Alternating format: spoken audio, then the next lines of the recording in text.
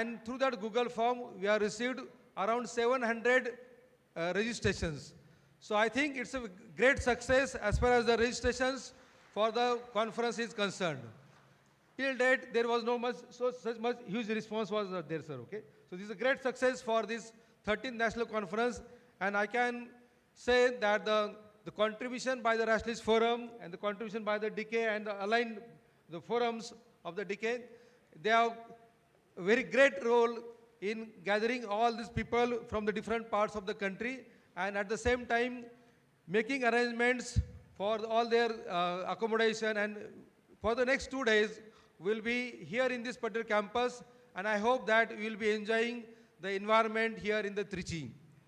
Friends, the total number of registrations, as I already said, is about 675. There is online registration done, and maybe around 150 to 200 offline registrations will be there. So approximately 1,000 delegates will be there for this 2 days program. Among it, of course, we are always thinking, or we are promoting the participation of the women in all the type of activities. Here almost 11% of the female participation is there, and 88.9% of the male participants are there among the delegates. And if you consider the state-wise participation, we got from the Tamil Nadu about 500 delegates as a local regional one. Then the Andhra Pradesh, around 3.1%. We are having the delegates from Gujarat, then Haryana, Karnataka, Kerala, Maharashtra, Odisha, Punjab, Puducherry, Telangana, and Uttarakhand. So many delegates are there from these particular states. I don't know if the offline registrations are there from other states also. Okay. And the number of organizations to which these delegates belong, those are the Deccan, then the KYS, that is the Kerala Yuktivadi Sangam, Science for Society Uttarakhand, Rationalist Forum, Nastik Samajam, Manav Vikas Vedika, Telangana and Andhra Pradesh, Humanist and Rationalist Organization Odisha, Akhil Bharatiya Andhashraddha Nirman Samiti Maharashtra, Maharashtra Andhashraddha Nirman Samiti, then the FIRA and the Tarkshil Society Punjab, the Tarkshil Society Registered, Jan Vikas Foundation, Phule Periyar Ambedkar Alochana Vedika, Rationalist Society Haryana, and Chandigarh Humanist Association, and Banaskanta Andhashraddha Nirman Samiti Palanpur, Gujarat. These are the, from the online data I have collected the people who have furnished the information. Friends, the theme of this 13th National Conference is the endless journey towards a secular and scientific temperament society. As all of us know that we are celebrating the 100th year of the movement which was formed by the late Periyar. Okay? And so to celebrate this occasion, we have this particular theme. And we also called for the papers from the delegates on 4 sub-themes. Out of these 4 sub-themes, already in the FIRA Executive Committee, we have decided that in every conference, 2 sub-themes will be the common. Those will be always there. One of the sub-theme is the women and superstition. Because a large part of our society, those are women, they are facing different problems as far as the superstitions are concerned and other problems are concerned.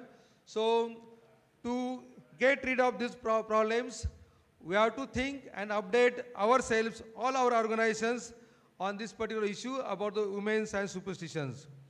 The other issue or other sub-theme, which is again the common for every conference, is the Article 51H of the Constitution of India. We are all here and we are doing all our activities in different parts in your local areas. It is because all of us are following that the Article 51H says of our Constitution that it is a duty of every Indian citizen to impart the scientific temper. And so for this purpose only I can say all of you are working, all your organizations are working, and so whatever the updates are there about this Article 51H, it should be discussed under this particular theme. So these 2 sub-themes will be remaining always common for the FIRA conferences. The another 2 sub-themes are there which may be time-based and which may be the religion-based. Okay? So the third sub-theme was regarding the 100 years of the self-respect movement, as we are in the land of the Periyar. So we have kept that particular sub-theme, and we have got a number of paper presentations, okay, on this particular theme also. Okay. And the fourth one is regarding the impact of new laws in the tenure of the present central government. And you know that the old Indian Penal Code and other things, it has been replaced by the Bharatiya Nyaya Dandisa and other things. Okay. So it is going to hamper the activities of the rationalists, activists, humanists to a large extent. The government is saying that the people who are working in all these activities in these particular areas, and the different NGOs are also there. These people, the government is terming as an urban Naxalites. We are not the urban Naxalites, we are the humanist people. We are the rationalist people. And so to raise our voices, I can say that we have to consider the paper under this particular theme. So I can say we have received a very huge response as far as the paper presentations was concerned, and we have selected 26 papers which will be presented in 4 different academic sessions throughout the 2 days. We'll be also having 2 organizational sessions. Today in the evening we'll have an organization in which the member affiliates of the FIRA organizations, they will be presenting their reports of their activities. And tomorrow after lunch, we will be having our general body meeting in which the next FIRA executive committee will be formed, and they will be taking our the legacy ahead. Okay? So I can say once again that it's a great success because more number of delegates are here, I can see in the audience. So once again, I wish all the best to all of you. Thank you.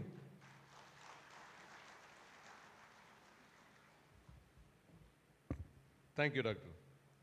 And we feel pleasure to welcome our beloved Member of Parliament and the General Secretary of LPF, ஐயா M Shanmugam. மாண்புமிகு நம்முடைய பாராளுமன்ற உறுப்பினர் ஐயா சண்முகம் அவர்களுக்கு பகுத்தறிவாளர் கழகத்துடைய பொதுச் செயலாளர் மாண்புமிகு மோகன் அவர்கள் சிறப்பு செய்கின்றார்கள்.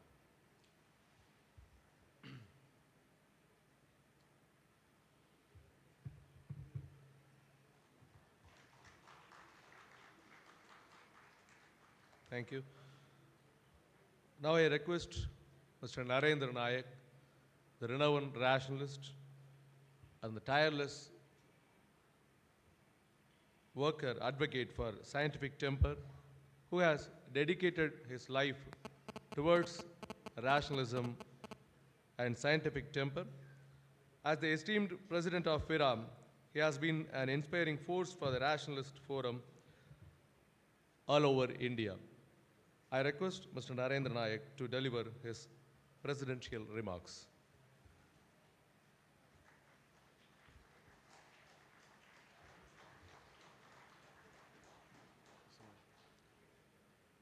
Dr. Veeramani, who is the inspiring force behind what is happening today. And then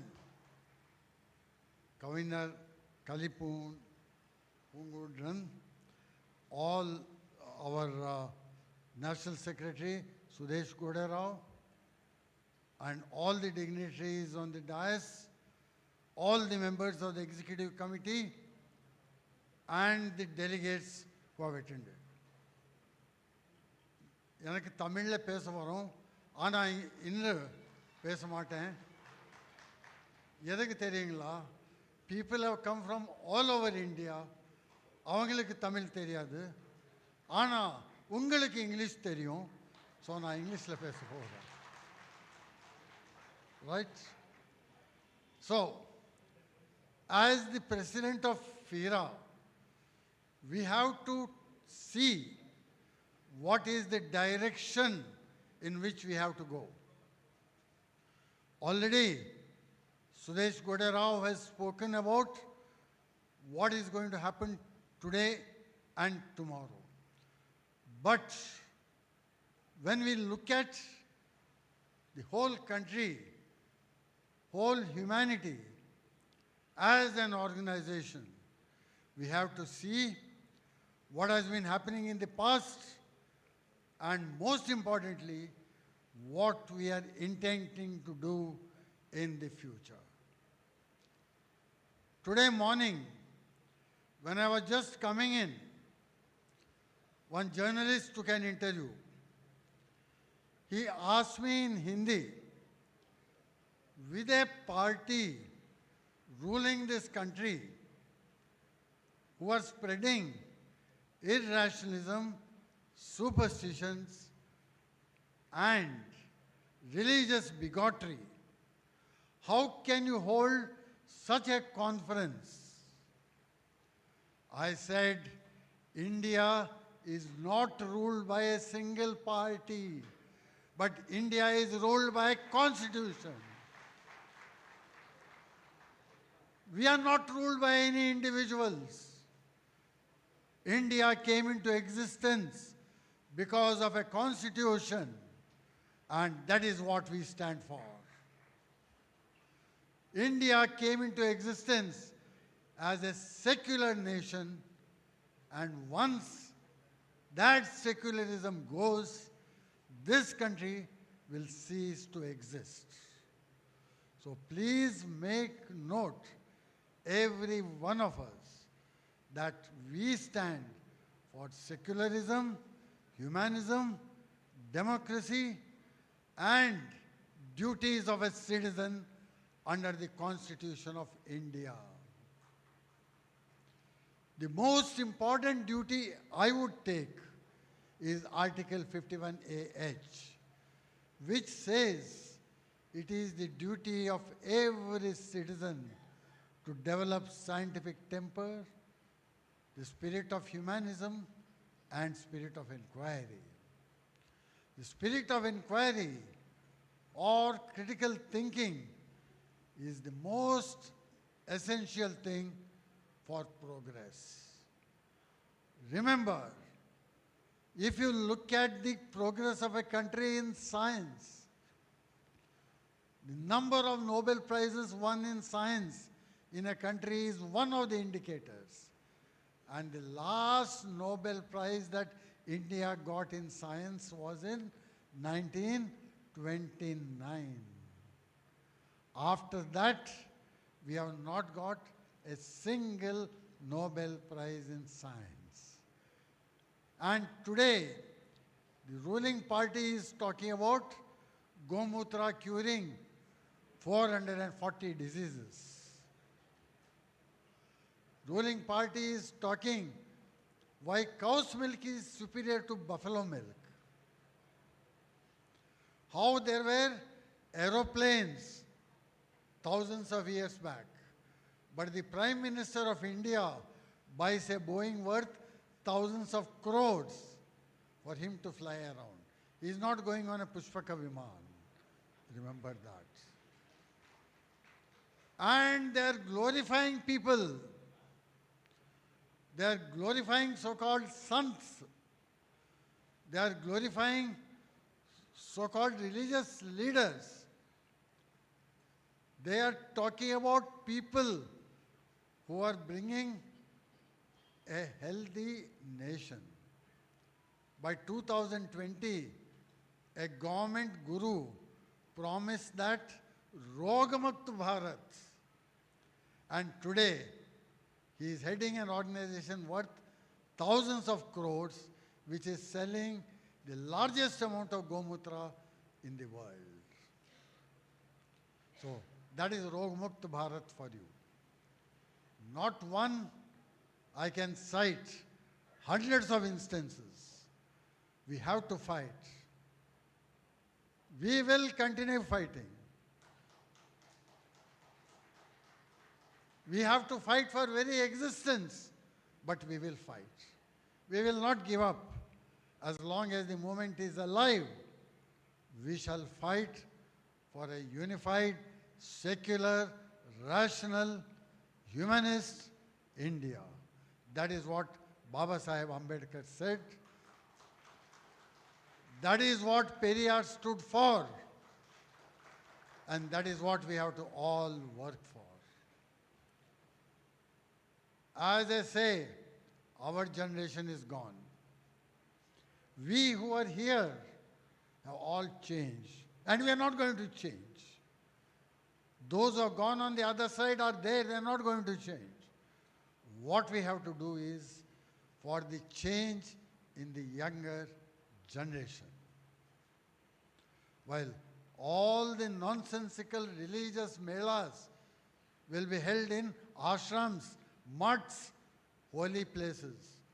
Our conferences are held in, if you see the campus, it's not a temple, it's not a mutt. It's an education institution which stands for true education, not for pseudoscience, not for nonsense education, but for true education.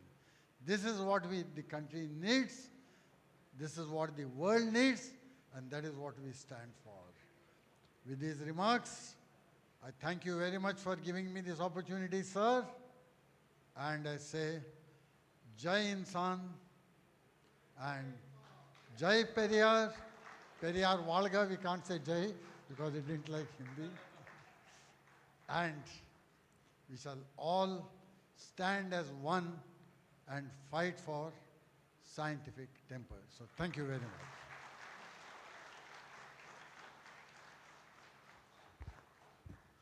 We thank our Narendra Nayak. We know that we have a Narendra to combat those Narendras.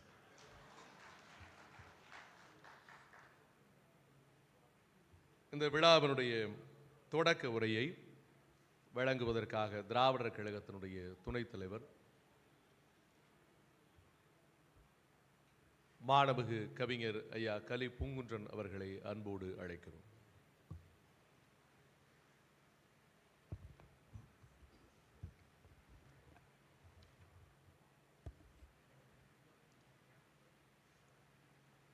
அகில இந்திய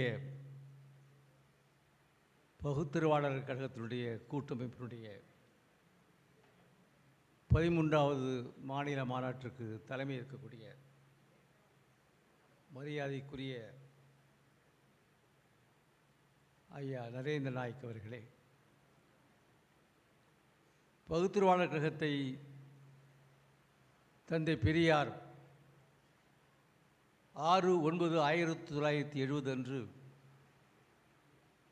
சென்னையிலே அன்றைக்கு பாடல் அரங்கமாகவும் இன்றைக்கு கலைவாணர் அரங்கமாகவும் திகழக்கூடிய அந்த அரங்கத்திலே தந்தை பெரியார் அவர்களால் தொடங்கி வைத்தார்கள். அன்று முதல் பகுத்தறிவாளர் கழகத்தினுடைய புரவலராக இருந்து அதை செழுமைப்படுத்தி கொண்டிருக்கக்கூடிய தமிழர் தலைவர் ஆசிரியர் அவர்களே, நம்முடைய பகுத்தறிவு நிகழ்ச்சிகளாக இருந்தாலும் சரி, திராவிடக் கழக நிகழ்ச்சிகளாக இருந்தாலும் சரி, நம்முடைய தலைவருடைய மொழியிலே நம்முடைய ஆஸ்தான சொற்பொழிவாளராக இருக்கக்கூடிய அண்ணன் மதிப்புக்குரிய T.K.S. இளங்கோவன் அவர்களே, அதேபோல்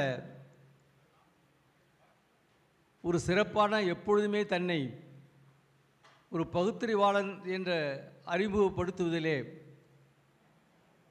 செம்மாந்து இருக்கக்கூடிய மாநிலங்களவை உறுப்பினர் அருமைக்குரிய அண்ணன் சண்முகம் அவர்களே, சென்னை மாநில தமிழ் மாநில பகுத்தறிவாளர் கழகத்துடைய தலைவர் தமிழ்ச்செல்வன் அவர்களே, மாநில அளவிலான இந்த கூட்டமைப்பினுடைய பொறுப்பாளர்களே, தோழர்களே, அறிவு சகோதரிகளே, கல்வியாளர்களே, அனைவருக்கும் வணக்கம். தந்தை பெரியார் அவர்கள் 6/8/1970 சென்னையிலே இந்த பகுத்தறிவாளர் கழகத்தை தொடங்கி வைத்தார்கள். ஒரு சிறப்புக்குரிய செய்தி என்னவென்றால், தந்தை பெரியார் ஒரு 1000 ரூபாய் நன்கொடை கொடுத்து இந்த பகுத்தறிவாளர் கழகத்தை தொடங்கி வைத்தார்.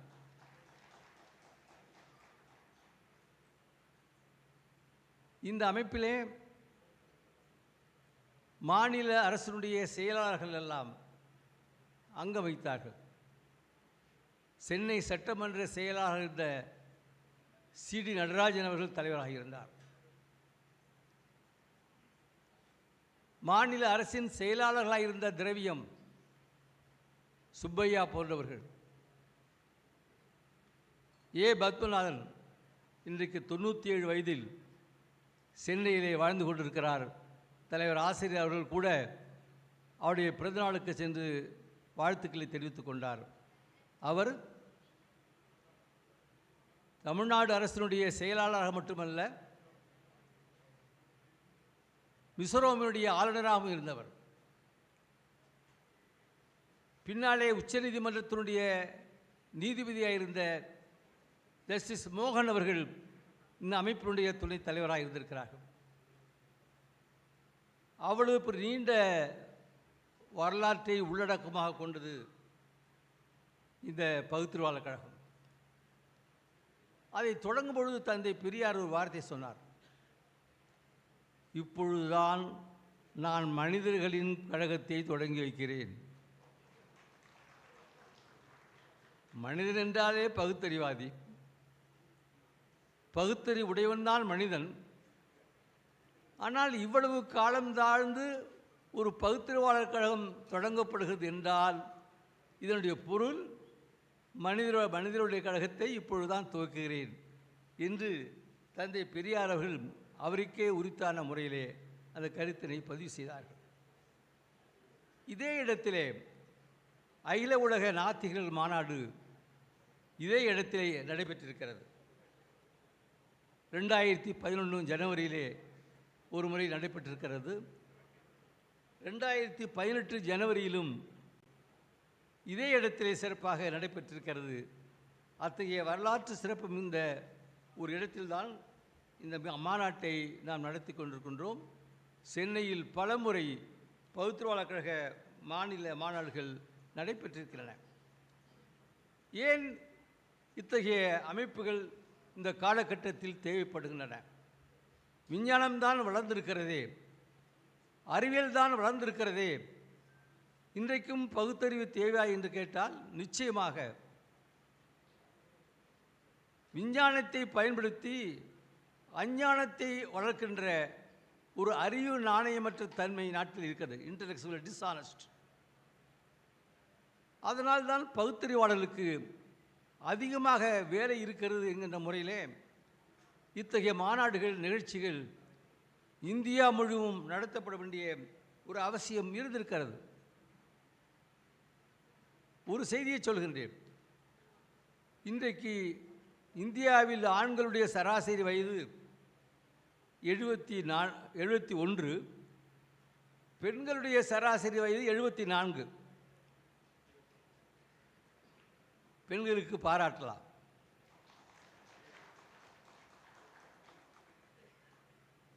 இதே சுதந்திரம் அடைந்ததாக சொல்லப்பட்ட காலகட்டத்தில் இது பாதி அளவில் தான் ஆயுள் இருந்தது. இத்தனை ஆண்டுகளிலே 2 மடங்காக ஆண்களும் பெண்களும் ஆயுள் நீண்டு இருக்குதுன்னு சொன்னால் காரணம் விஞ்ஞானமா ஆன்மீகமா என்பதை ஆன்மீகத்தில் உள்ளவர்களே சிந்தித்து பார்க்க நடைபெற்றிருக்கிறார்கள். ஆனால் விஞ்ஞானத்தால் பலன் பெற்றும் அஞ்ஞானத்தை தூக்கி பிடிக்கின்ற ஒரு இரட்டை மனப்பான்மை நாட்டிலே இருந்து கொண்டிருக்கிறது. அந்த நிலையில்தான் நாம் பகுத்தறிவாளர்கள், சிந்தனையாளர்கள் மக்கள் மத்தியிலே பகுத்தறிவுடைய அருமையை, சிறப்பை எடுத்துச் சொல்ல வேண்டிய அவசியம் இருக்கிறது. படித்தவர் தானே, அவளுக்கு அறிவு பஞ்சமா என்று கேட்டால் அதற்கும் தந்தை பெரியார் ஒரு பதில் சொல்லியிருக்கிறார். நம் நாட்டினுடைய படிப்பு என்பது வயிற்று பிழைப்புக்கு லைசன்ஸ்னார். இதை விட அழகாக யாராலையும் சொல்ல முடியாது. ஆகவே படித்தவர்கள்தான் வலிந்து மூட நம்பிக்கைகளுக்கு விஞ்ஞான காரணங்களை கண்டுபிடித்து சொல்கிறார்கள். இந்த அமைப்பை உண்டாக்கிய நேரத்திலே உடம்பெல்லாம் மூளை என்று என்று சொல்லிக் கொண்டிருக்கூடிய ராஜாஜி ஒரு அறிக்கை வெளியிட்டார். கவனிக்கணும். இந்த பகுத்தறிவாளர்களுடைய அருமை தெரிந்து கொள்ள வேண்டும் என்றால் மூட நம்பிக்கையின் மூலமாக வாழ்ந்து கொண்டிருக்கின்றவர்கள், சுரண்டுகின்றவர்கள் எந்த பார்வையோடு இந்த பகுத்தறிவாளர் கழகத்தை அணுகிறார்கள் என்பதற்கு ராஜாஜி அவர்கள் இந்த பகுத்தறிவாளர் கழகத்தை தொடங்கும் பொழுது கல்கியிலே கையெழுத்து போட்டு ஒரு அறிக்கை வெளியிட்டிருக்கிறார். மாநில சர்க்காரின் உயர்தர அதிகாரிகளையும் பெரிய பதவிகளில் உள்ளவர்களையும் தொடர் நிந்தனை, இந்து சமய எதிர்ப்பு பிரச்சாரம், வகுப்பு துவேஷம் ஆகியவற்றில் சந்திக்க வைப்பதற்காக பகுத்தறிவாளர் கழகம் என்ற பெயரில் ஒரு இயக்கம் இயங்கி வருகிறது. அமைச்சர்கள், சர்க்கார் அதிகாரிகள் ஊர் ஊராக இந்த கூட்டங்களில் கலந்து கொள்கிறார்கள். இந்த கூட்டங்களை ஊக்கப்படுத்துகிறார்கள். தமிழ்நாட்டுடைய மேலாள் முதலமைச்சர், இந்தியாவுடைய முதல் கவர்னர் ஜெனரல், பிரபலமான வழக்கறிஞர் அவர்கள் கூட அரசு அதிகாரிகள் பகுத்தறிவாளர்களாக இருப்பது என்பது ஆபத்து என்று உணர்கிறார்கள் என்று சொன்னால் ஆபத்து எங்கே இருக்கிறது என்பதை நாம் புரிந்து கொள்ள வேண்டும். பகுத்தறிவாளராக இருப்பதனாலே என்ன நன்மை? மனிதத்தன்மையோடு இருக்கிறோம். நமக்கு பகுத்தறிவு இருக்கிறது என்பதை உணர்கிறோம். மூடநம்பிக்கையவாதியாக இருந்தால் நாம் பகுத்தறிவையும் தன்னம்பிக்கையும் இழக்கிறோம். குறிப்பாக ஒரே ஒரு செய்தி மட்டும் சொல்லி நான் விடைபெறுகிறேன். ஏராளமாக அறிஞர் பெருமக்கள் பேசியிருக்கிறார்கள். We are getting benefit of time, knowledge and economic.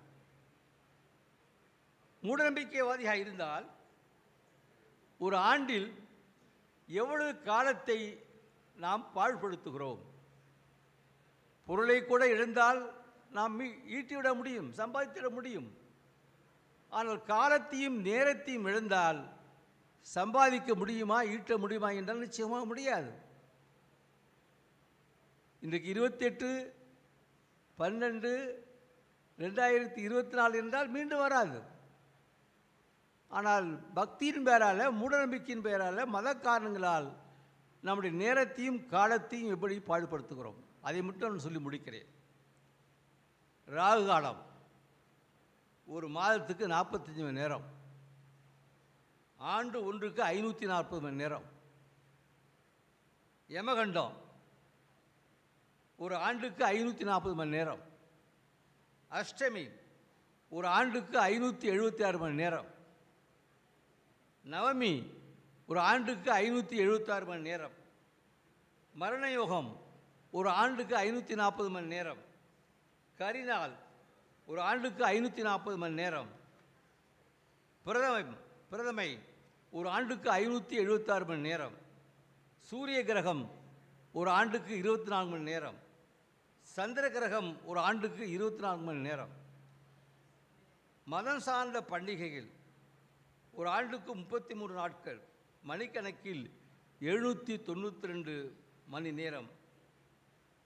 ஆக 4728 மணி நேரத்தை ஒரு ஆண்டிலே நாள் கணக்கு சொல்ல வேண்டுமென்றால் 365 நாளில் 197 நாட்களை மூட நம்பிக்கைக்காக நாம் பாடுபடுத்தி கொண்டிருக்கிறோம். இந்த நாடு விளங்குமா? மனிதன் முன்னேறுவானா? இதை பற்றியெல்லாம் மக்களிடத்திலே எடுத்து சொல்லி அவருடைய அறிவையும் தன் எழுச்சியையும் சுயமரியாதையும் காலத்தையும் பொருள் ஈட்டலிலும் மேலெழுந்து வருவதற்கு இந்த பகுத்தறிவு சிந்தனைகள் ஒவ்வொரு மனிதத்திலும் கொண்டு போய் சேர்க்கப்பட வேண்டும். அதற்காக இந்த மாநாட்டை வெகு சிறப்பாக நேர்த்தியாக தமிழ்நாடு பகுத்தறிவாளர் கழகத்துடைய தலைவர் தமிழ்ச்செல்வனிலிருந்து பொறுப்பாளர்கள் அத்தனை பேரும் கடந்த ஒரு மாதமாக பம்பரமாக சுழன்று மிக சிறப்பான பணியில் ஆற்றியிருக்கிறார்கள். இந்த மாநாட்டிற்கு இந்தியா முழுவதிலிருந்தும் ஏராளமான பிரதிநிதிகள் வந்திருக்கிறார்கள். உங்கள் அனைவருக்கும் உங்களுடைய வணக்கத்தையும் தமிழ்நாட்டின் சார்பிலே நன்றியும் தெரிவித்து விடைபெறுகின்றேன். வணக்கம்.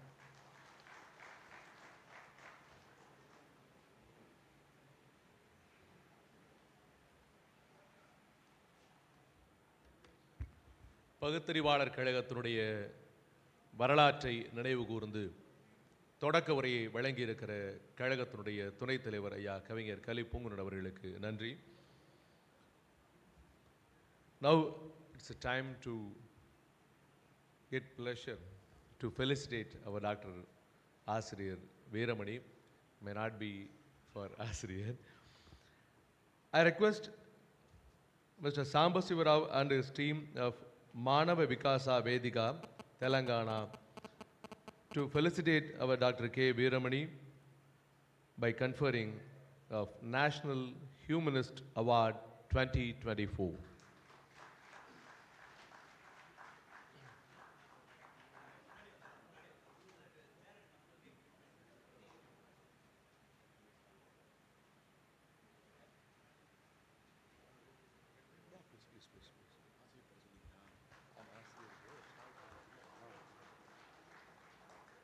Jai Insan to all. I am submitting a few introductory words about National Humanist Award given by Manav Vikasa Vedika. It's a humanist organization established in 2004 in Hyderabad. It has been working on 9 objectives in Telangana and Andhra Pradesh. The one is eradicating of caste, to propagate the life without religion, women's empowerment, to protect human rights, to propagate human values and humanist culture, to spread the scientific outlook, to support the democratic and secular politics, to publicize the cooperative economy system, to protect the balance in nature. We are honoring the people who has been dedicating their lives for humanist ideas. We established this award in 2019. In every national conference of FIRA, we are giving this award for esteemed humanist personalities of India. Like in 11th conference of FIRA, held in Visakhapatnam, Andhra Pradesh, Professor Narendra Nayak was honored with this award. In 12th conference of FIRA, held in Barnala, Punjab, the great teacher in Charvaka philosophy in India, Professor Surendra Ajnat was honored with this award.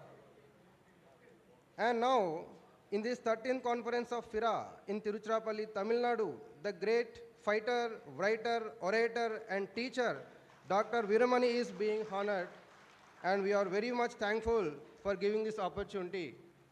Thank you.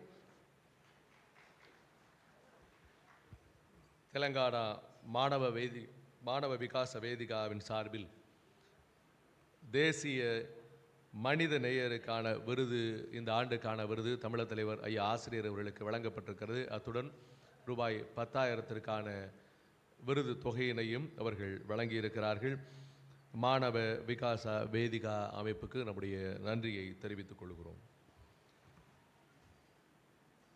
It is now my privilege to invite our beloved translators and publishers of books on Periyar thought.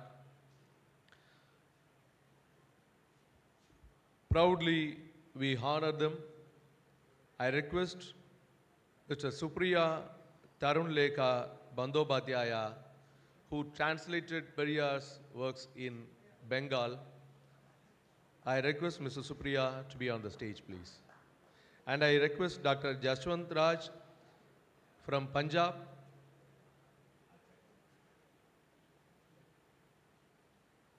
who had translated Periyar's work and continuing this work in Punjabi, and Mr. Lal Salam, who is continuously publishing Periyar's works in Malayalam on behalf of his Maitri publications.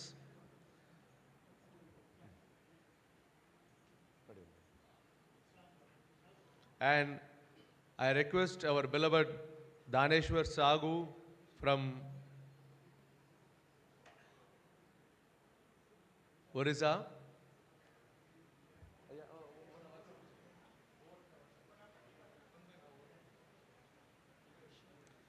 our Dr. K.Veeramani,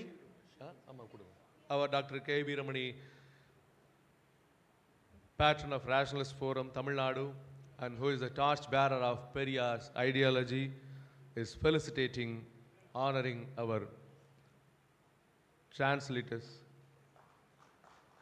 First, Mr. Supriya Tarunlekha Bandobadhyaya is being felicitated by our Asriyar.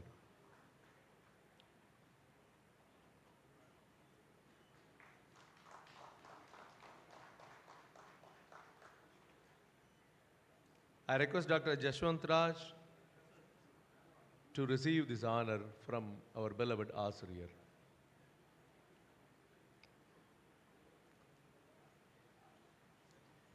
Arul?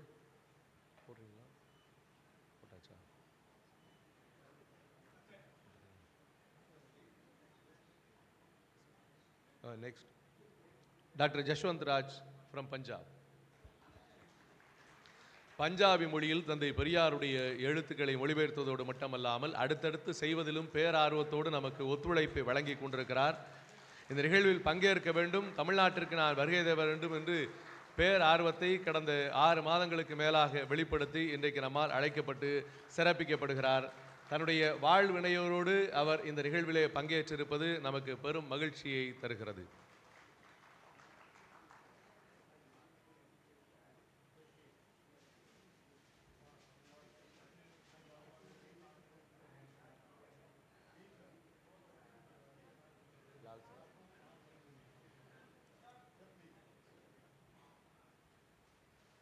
Thank you, Dr. Jashwant Raj.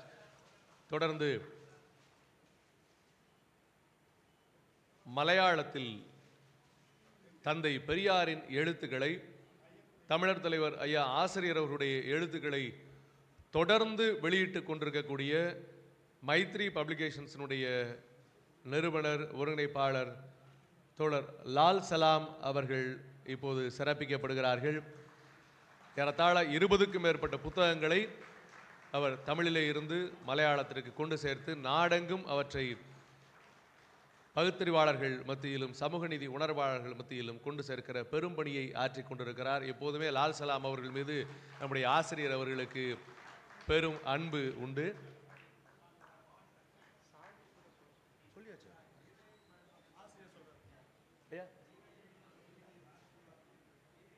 கீதையின் மறுபக்கம் புத்தகத்தையும் நம்முடைய தோழர் லால் சலாம் அவர்கள் மொழிபெயர்த்திருக்கிறார். I request our beloved comrade Daneshwar Sagu from Orissa.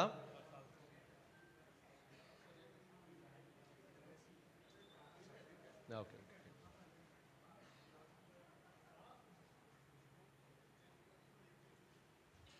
Daneshwar Sagu அவர்கள் சமூக நீதிக்கான வீரமணி விருது என்று பெரியார் பன்னாட்டமைப்பால் வழங்கப்படுகிற விருதும் வழங்கி சிறப்பிக்கப்பட்டவர். உரிய மொழியில் தந்தை பெரியாருடைய எழுத்துக்களை கொண்டு சேர்த்தவர். தந்தை பெரியாருடைய வாழ்க்கை வரலாற்றையும் இவர்தான் பெரியார் என்கிற தமிழ் புத்தகத்தினையும் அவர் உரிய மொழியிலே மொழிபெயர்த்திருக்கிறார்கள்.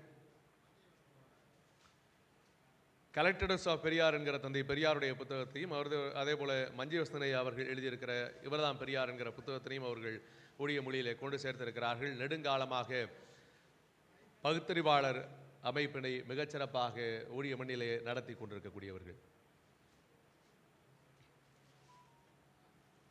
அவருடைய புத்தகங்கள் எல்லாம் திரையில காட்டப்படுகின்றன.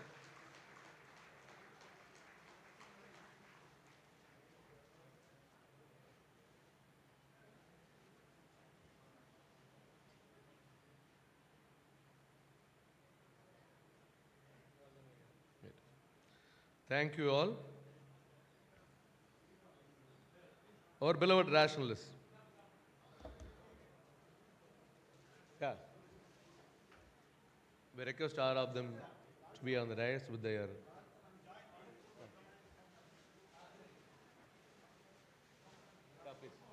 அந்த நினைவு பரிசோட வாங்க.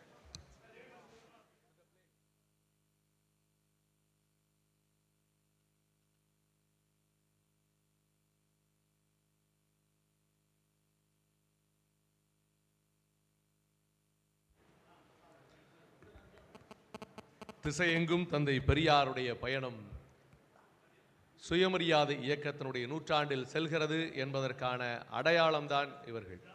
இன்னும் ஏராளமானவர்கள் பல்வேறு மொழிகளில் தந்தை பெரியாரை கொண்டு சேர்த்து கொண்டிருக்கிறார்கள். ஜப்பானிய மொழியில் தோழர் செந்தில் கமலக்கண்ணன் போன்றோர், ஜெர்மனியிலே நம்முடைய ஸ்வென், அதே போல் உல்ரிக் நிக்லஸ் போன்றவர்கள், பிரெஞ்சு மொழியில் அஜித் கண்ணா அவர்கள், ஆங்கிலத்தில் ஏராளமான நபர்கள், கன்னடத்தில், மலையாளத்தில், தெலுங்கில், ஒடியாவில், பஞ்சாபியில், மராத்தியில், இந்தியில், பெங்காலியில் என்று இந்திய மொழிகளிலும் உலக மொழிகளிலும் தந்தை பெரியாரின் கொள்கை பயணம் மிக வேகமாக சென்று கொண்டிருக்கிறது. In this regard, I just wish to inform our beloved rationalists that the Tamil Nadu government has translated Periyar's works in 21 languages, including 9 world languages.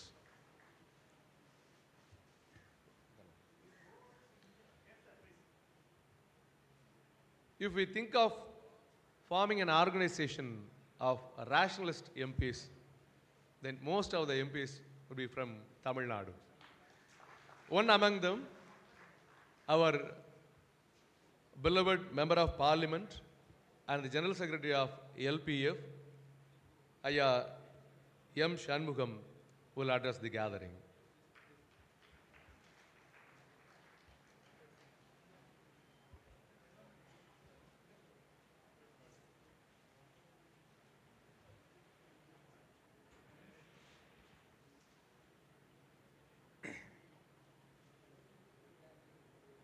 பகுத்தறிவாளர் கழக இந்த 13வது தேசிய மாநாட்டை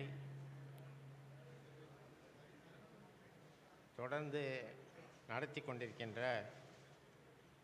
அதனுடைய தலைவர் அன்பிற்குரிய தமிழ்ச்செல்வன் அவர்களே, செயலாளர் மோகன் அவர்களே, எனக்கு பின்னாலே இங்கே உரையாற்ற உள்ள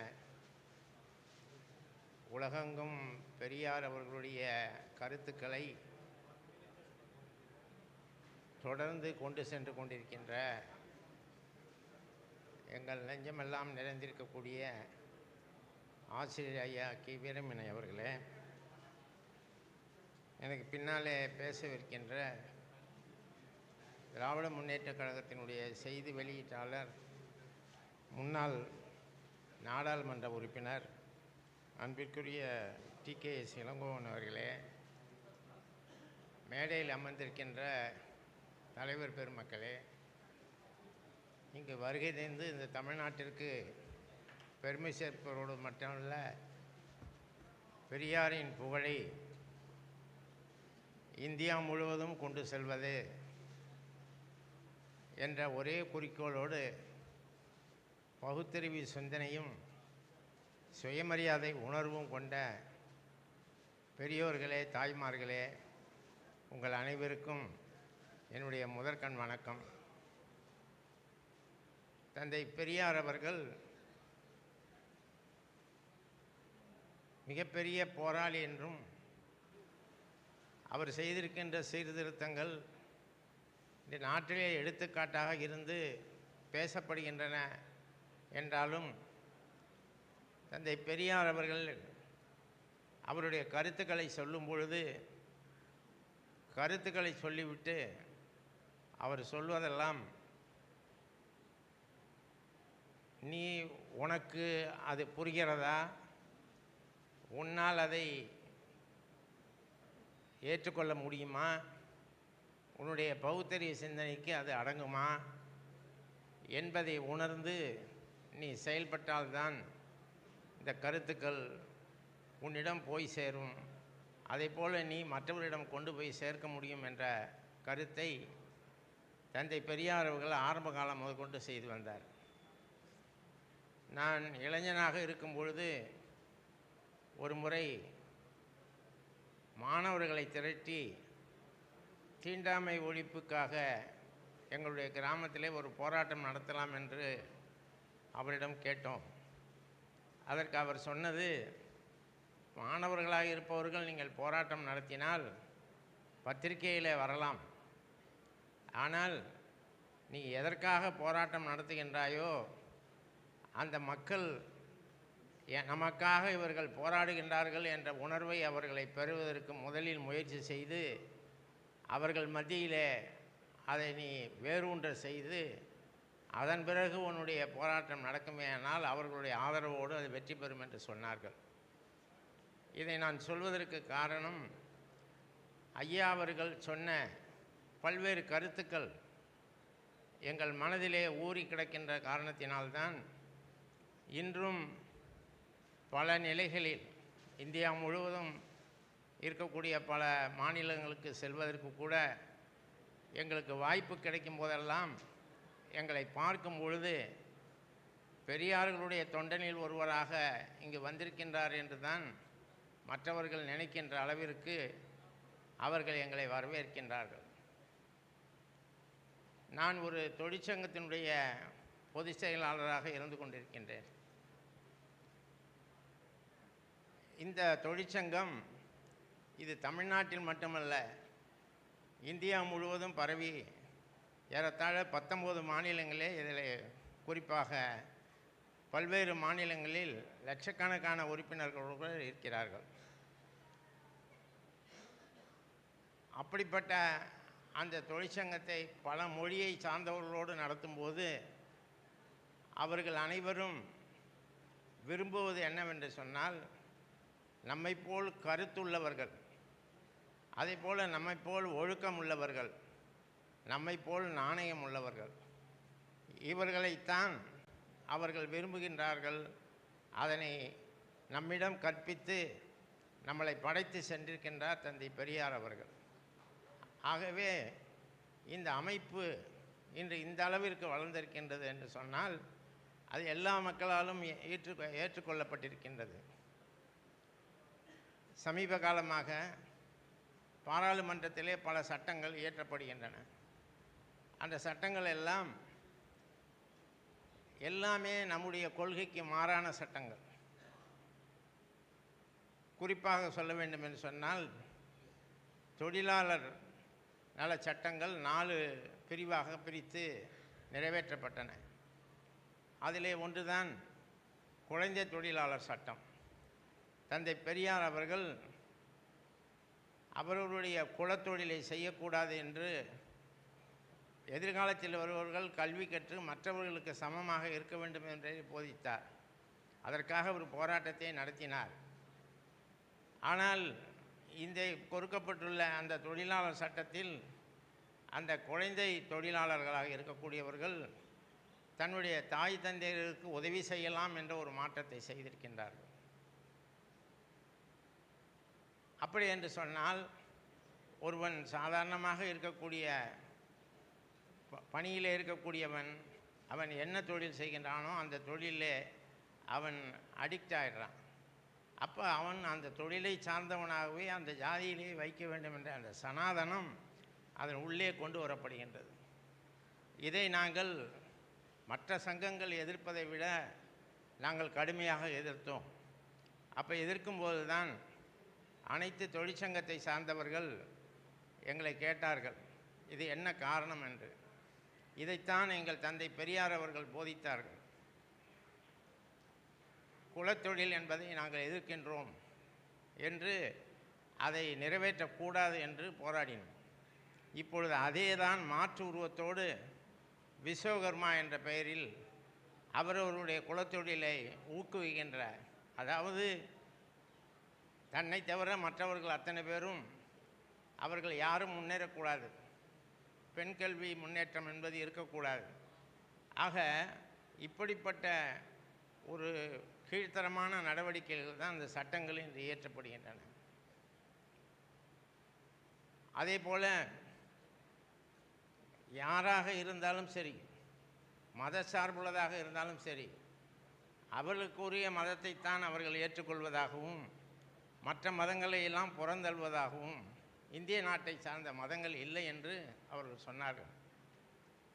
ஒரு முஸ்லீம் கூட பேசும்போது சொன்னார், I born in India, my father was also born in India. When Pakistan was separated, we are not ready to go to the Pakistan because India is ours என்று அந்த முஸ்லீம் சொல்லி அப்படிப்பட்ட குடும்பத்திலிருந்து வந்தவர்கள் நாங்கள் இந்திய முஸ்லீமாக இருக்கின்றோம் என்று அவர்கள் சொன்னார்கள்.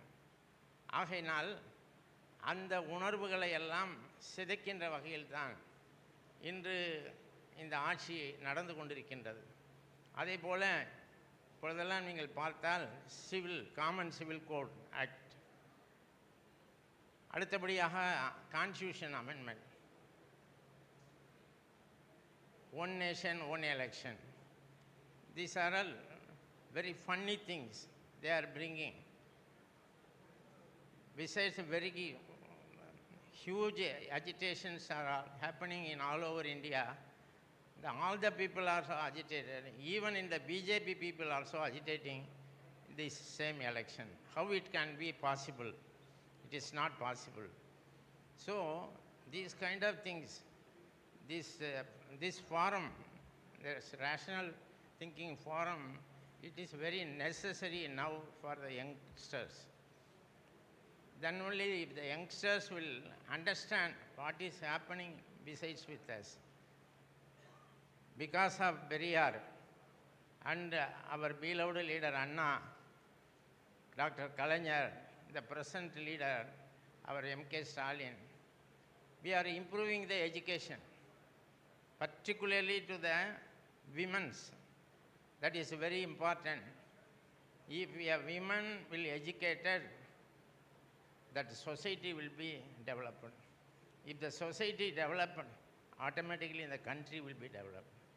So that we are giving so much of benefits to the women's. By them, they are very freely.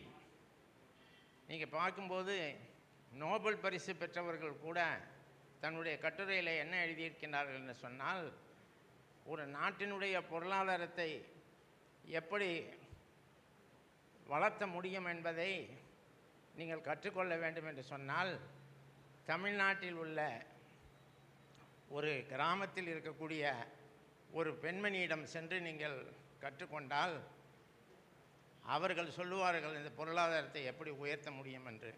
ஏனென்று சொன்னால், கணவனை இழந்த கைம்பெண்கள், கணவனால் புறக்கணிக்கப்பட்ட பெண்கள், அப்படிப்பட்ட பெண்கள் தங்களுடைய வாழ்க்கையில் தன்னுடைய பணிகளை செய்து அந்த குழந்தைகளை படிக்க வைத்து ஒரு பெரிய முன்னேற்றத்தை உருவாக்குகின்றார் என்று சொன்னால், அவர் எடுத்திருக்கக்கூடிய அந்த சோதனைகள், அந்த சோதனைகளிலிருந்து அவர்கள் மீண்டு வருகின்றார்கள். இதையெல்லாம் பார்க்கும்பொழுது தான் வியப்பாக இருக்கின்றது. ஆகையினால் நாட்டிலே பட்ஜெட் போடுபவர்கள் பல பேராக இருக்கலாம், பட் முக்கியமாக ஒரு குடும்பத்திற்கு தேவையானவர்கள் பெண்கள். அது எனவே தான் அந்த பெண்கள் உரிமைக்காக தந்தை பெரியார் அவர்கள் போராடினார்கள். நாமும் இன்னும் அந்த உரிமைக்காக பேசிக்கொண்டிருக்கின்றோம். எனவே இப்படிப்பட்ட இந்த பெருமைக்குரிய இந்த மாநாட்டிலே கலந்து கொள்வதில் நான் மிகவும் பெருமை அடைகின்றேன். ஏனென்றால் எனக்கு ஒரு 7-8 வயசு ஆகும்போது ஐயா பெரியார் அவர்களுடைய கரத்தை பிடித்து அவரோடு போகும்போதும் வரும்போதும் அவரை பார்த்து வளர்ந்தவன். ஐயா ஆசிரியர் அவர்கள் எல்லாம் எங்களுக்கெல்லாம் ஒரு ஆசிரியராக இருந்து இந்த இயக்கத்தை வளர்த்தி கொண்டிருக்கிறார்கள். அப்படிப்பட்ட இயக்கத்தில் இந்த அளவிற்கு இந்தியா முழுவதும் இருந்து வந்திருக்கக்கூடிய உங்கள் அனைவரையும் நான் மனதார நெஞ்சார பாராட்ட கடமைப்பட்டிருக்கின்றேன். நன்றி, வணக்கம்.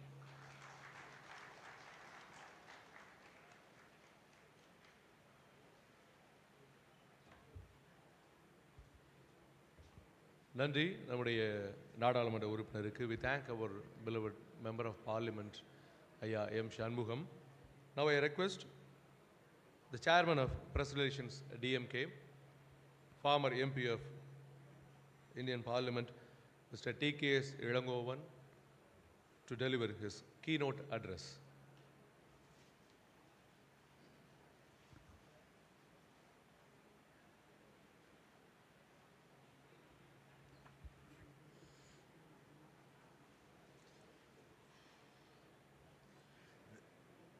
The chief guest of the 13th National Conference of Federation of Indian Rationalist Association, our Asiriyar ஐயா,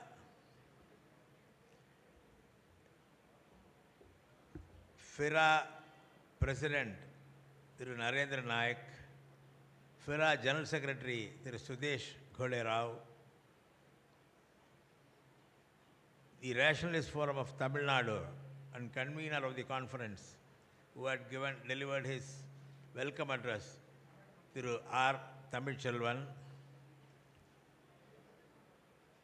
the Deputy Vice President of Dravadar Kazhagam, Kavingir Kali Poongondran, our Honorable Member of Party, our Parliament and our Labour Leader, Annan M. Shanmugam, and the delegates who are present here.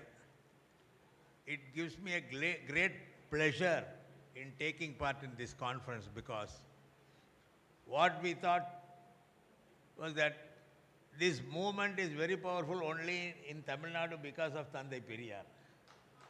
But it had spread to all states, and many states are following, and many states, the leaders and writers from many states have chosen to translate Periyar's books into their language and take it to the people. Is really a great thing which I am astonished to note. Because rationalism is not something new. What they say is, animals have 5 senses and human beings have 6 senses. The 6th sense is rationalism, that's all. Nothing beyond that. Rationalism is the 6th sense. To find out, to study everything and find out whether it is scientifically right or scientifically wrong. That is the one difference which the human beings have. But great attempts were taken to make the human beings as animals and treat them as fools without any scientific. The difference between what is rationalism, any subject, when we think of it scientifically, it should be right. But what is happening here is, most of our beliefs are based on mythology. What we had seen in, India is a very ancient country. I can only compare 4 countries in the world which are very old and have many writings, literature, everything. One is the Greece, then Rome, then Egypt and India. The remaining countries are almost new reformulated. What had happened in Greece and Rome and Egypt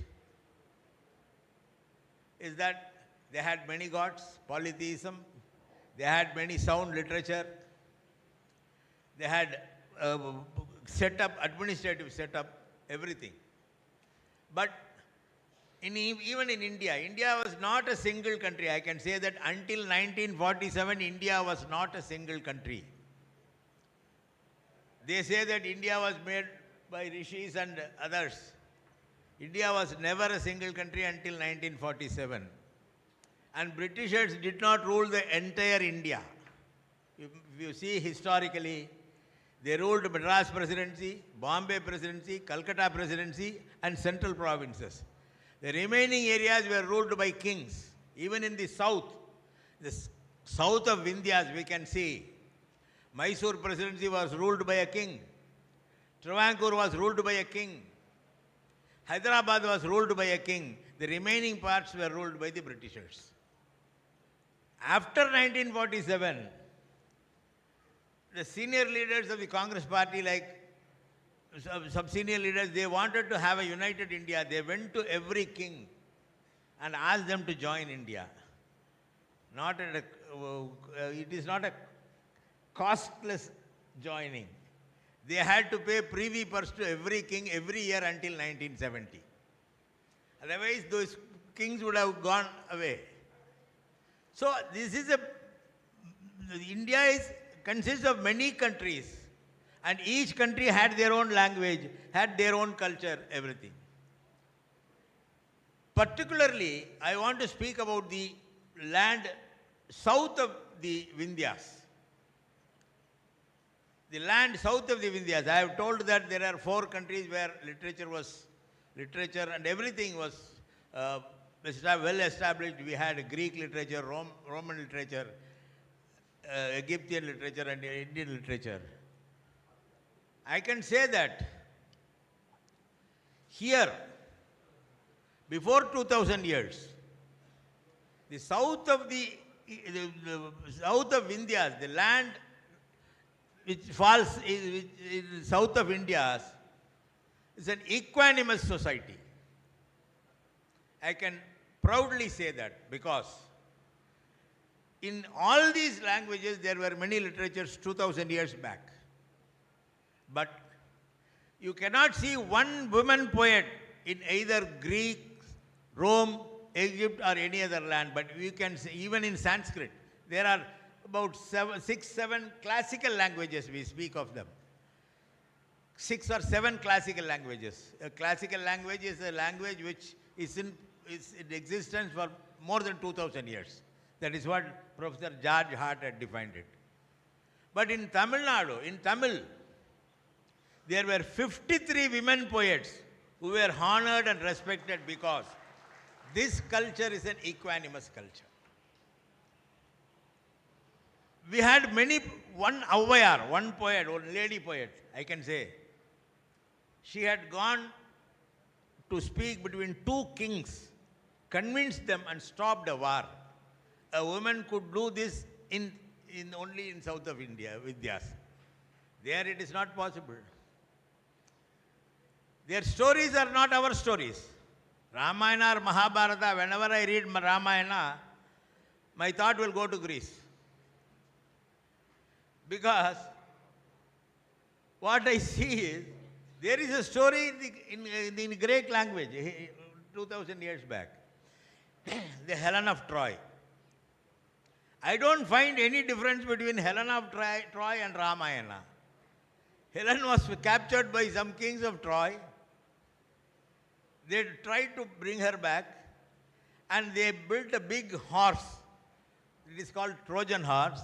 They put their army people inside and kept it in front of stopped it in front of the Troy palace.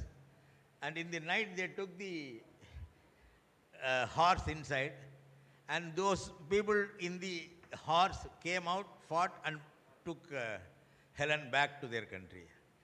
That is the same story as Ramayana. It's all mythological. And we say that Ram. And there are 2 major gods in this country. One is Shiva, the other is Vishnu.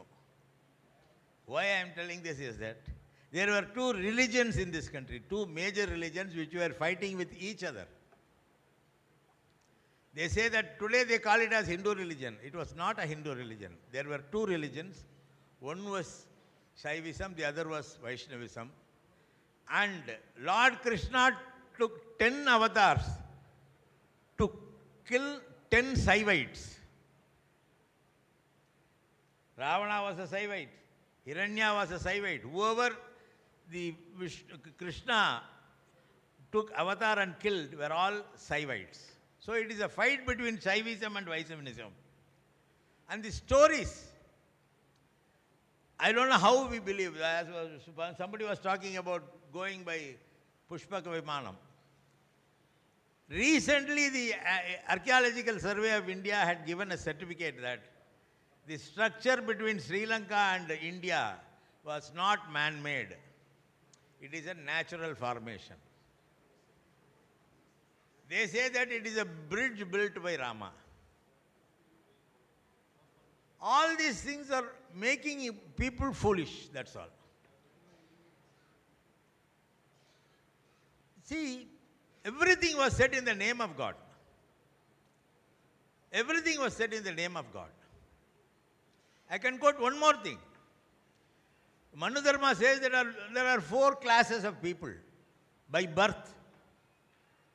And Kshatriyas are the people who can become kings. Nobody else can become a king. But in the south of India, we had 3 major kingdoms, the Chera, Sola and Pandya.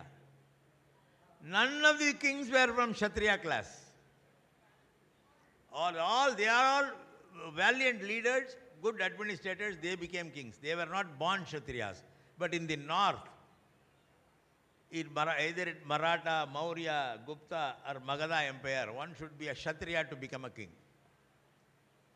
So even within this country, in the south of India, people were equanimous, they respected everybody, they had regard for everybody.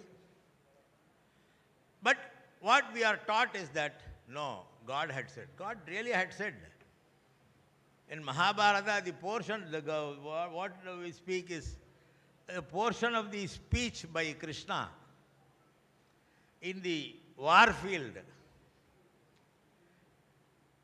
It's part of the Mahabharata story. What he says is, Chaturvarnyam Maya Srishtam. The God says, Chaturvarnyam Maya Srishtam. That is, I have created these 4 Varnas. Bhagavad Gita. How can he create 4 Varnas? I don't know. He puts label on the people who are born and you go to this class, you go to this class, you go to this class. I don't understand. But that is the belief of the people. When we talk about Sanatana, we criticize Sanatana. I asked, what is Sanatana? The meaning of Sanatana is indestructible. The word term means indestructible. But what is indestructible? Nobody will answer you. Nobody will answer you because they know what it is. It is Manu Dharma. Manu Dharma is indestructible, but they will not boldly come and say no. India is a secular country. It is in the constitution. See, when you define a monarchy, what will you say? You will say the king and his subjects. A monarchy is defined or classified as defined as the king and his subjects. Whereas a democracy is called as the country and its citizens. So, if it is a monarchy, there are no citizens, only subjects of the king. But a democracy, we are not bothered by the rulers. It is the country and its citizens because the citizens have the right to elect their government. That is why the constitution, every constitution, world over, they give certain provisions as fundamental rights of the people. What does Article 25 says? Article 25 says, freedom of conscience, freedom of religion. That is what Article 25 says. This is a fundamental right. Even the Supreme Court had stated that the government has no business to meddle with the fundamental rights of the Constitution. This is a fundamental right. That is my right, your right. So this government, the Constitution has given us certain rights. The right says freedom of conscience, which means if my conscience says that there is no God, I can be an atheist.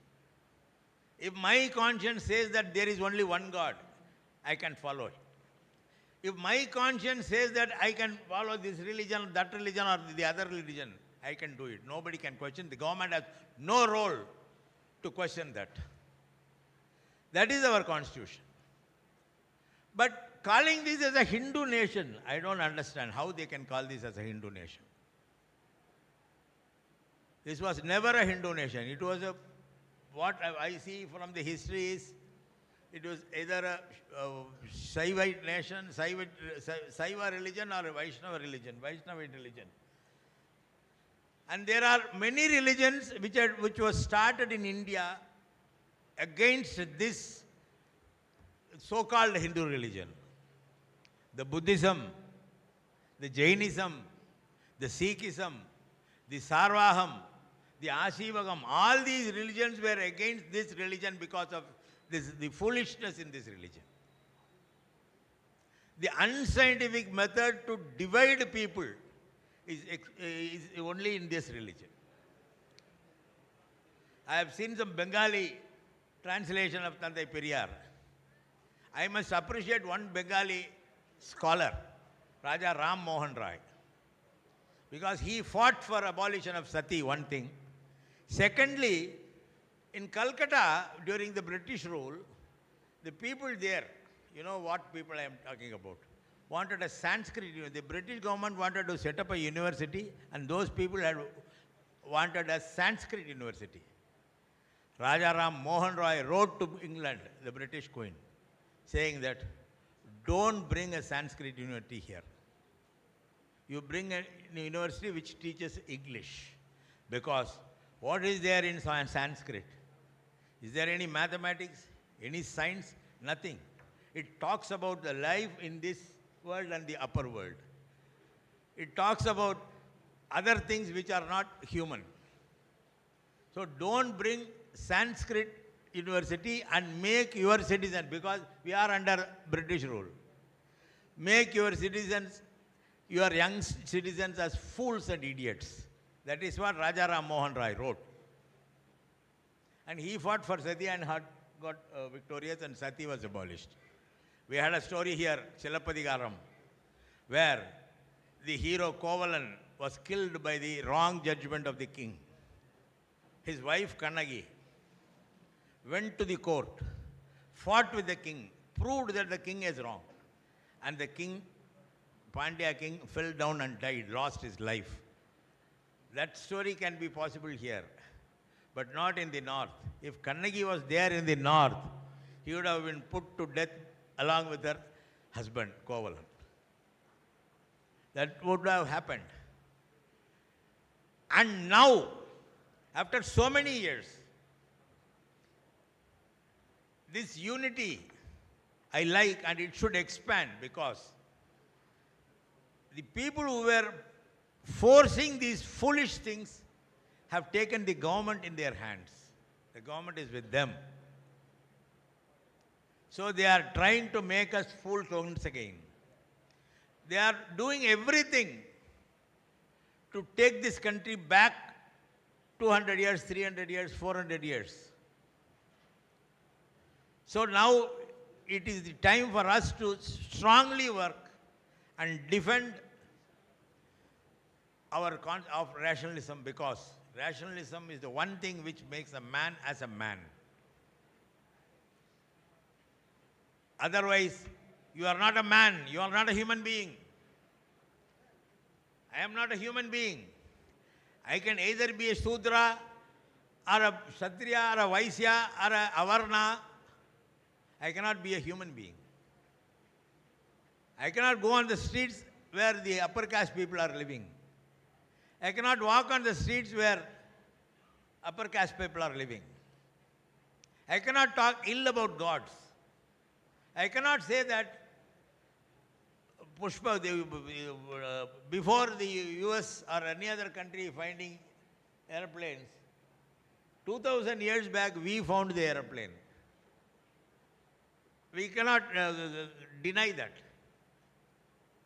So such is the thing where the need of the people, rationalists, is most wanted during this time, wherein the government says, our governor also said, India was formed by rishis. I don't know, India as a country was formed only by privy person, not by rishis. So make your children think scientifically. Make your children, the next generation, to think scientifically, not to believe the old stories. Old stories are for the old timers, when we were not given education, because we were not bound to study. Shudras were not, they are not for studying, they have to work for the upper caste people. Then no education. So at that time, whatever they say, we believe. Now we are studying. we are getting our education because of the hard work of Tandai Periyar and leaders like Periyar all over India. Now we are studying, we are going to school. Nobody can stop that. We have a future. We have a future generation. We should not succumb to the pressure of the foolish people who rely more on false stories.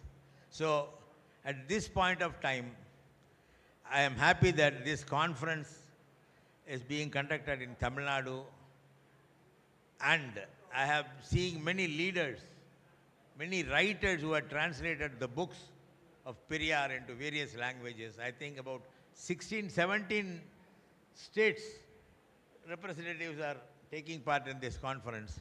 It's a very happy thing. You have to fight in your state to ensure that rationalism is nothing but the sixth sense of a human being. A human, the animal, the difference between animal and, as I said earlier, the difference between animal and human being is the sixth sense. Let us follow the sixth sense and make our people feel that they are human beings. With these words, I thank you.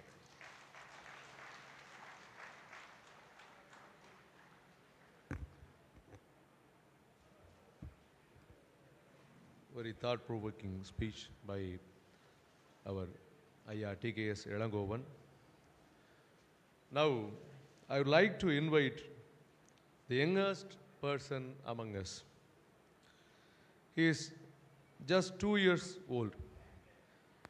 That is 2 years after a century. A 1 or 2 year old Periyar activist, a rationalist, and a symbol of the fact that atheists are living well even after a century.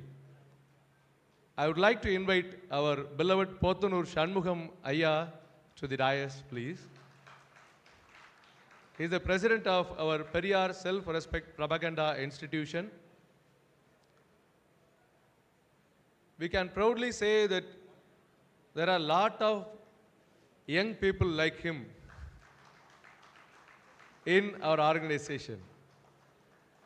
Our beloved Asri Raya will felicitate,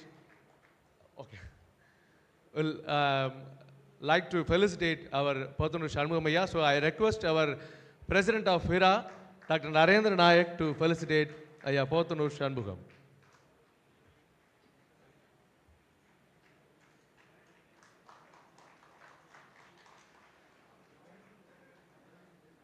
We have 1 or 2 year young Pottanur Shanmugam here, and we have 1 or 3 year Athur Thangavelu, and we have 1 or 5 year young Mr. Vimu Velu in Bangalore. There are so. Velu. Oh, Mr. Velu is 106 now. Among these gentlemen, our beloved Asri Raya is too young because he is only 92.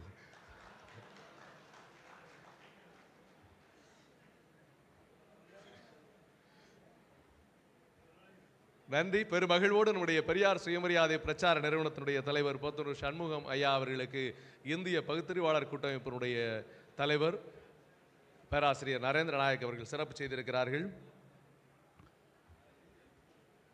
Sudesh.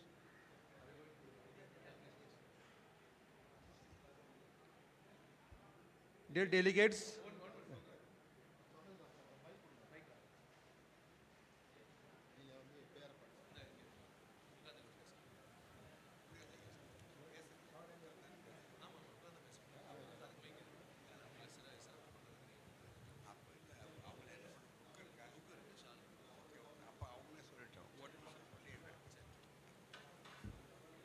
most respected comrade, our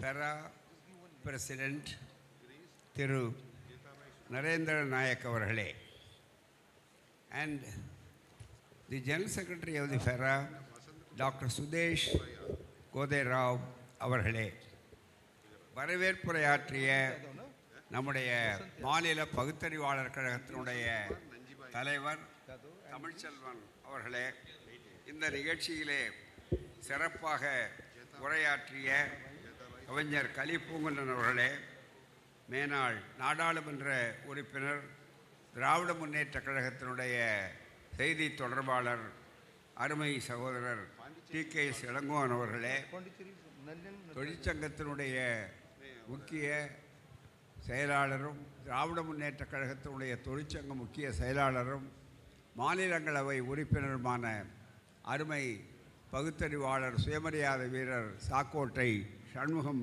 MP அவர்களே, சற்று நேரத்துக்கு முன்னால் பாராட்டப்பட்ட பெரியார் சுயமரியாதை பிரச்சார நிறுவனம் என்ற அறக்கட்டளை, the president of the Periyar trust 102 mister Shanmugam, Pothanur Shanmugam அவர்களே, இந்த நிகழ்ச்சியிலே கலந்து கொள்ளுகின்ற பல்வேறு பிரதிநிதிகள், honorable delegates from all over India and other parts of India, and particularly from other countries also, from particular Malaysia and other countries. வணக்கம், வாழ்த்துக்கள், வரவேற்புகள். It is our privilege to welcome you all to this land of Periyar, the land of rationalism, land of social change, the land of transformation. இந்த மிகப்பெரிய அளவில் அனைவரும் வந்திருக்கக்கூடிய இந்த நேரத்தில் ஒன்று மகிழ்ச்சிகரமாக இருக்கிறது.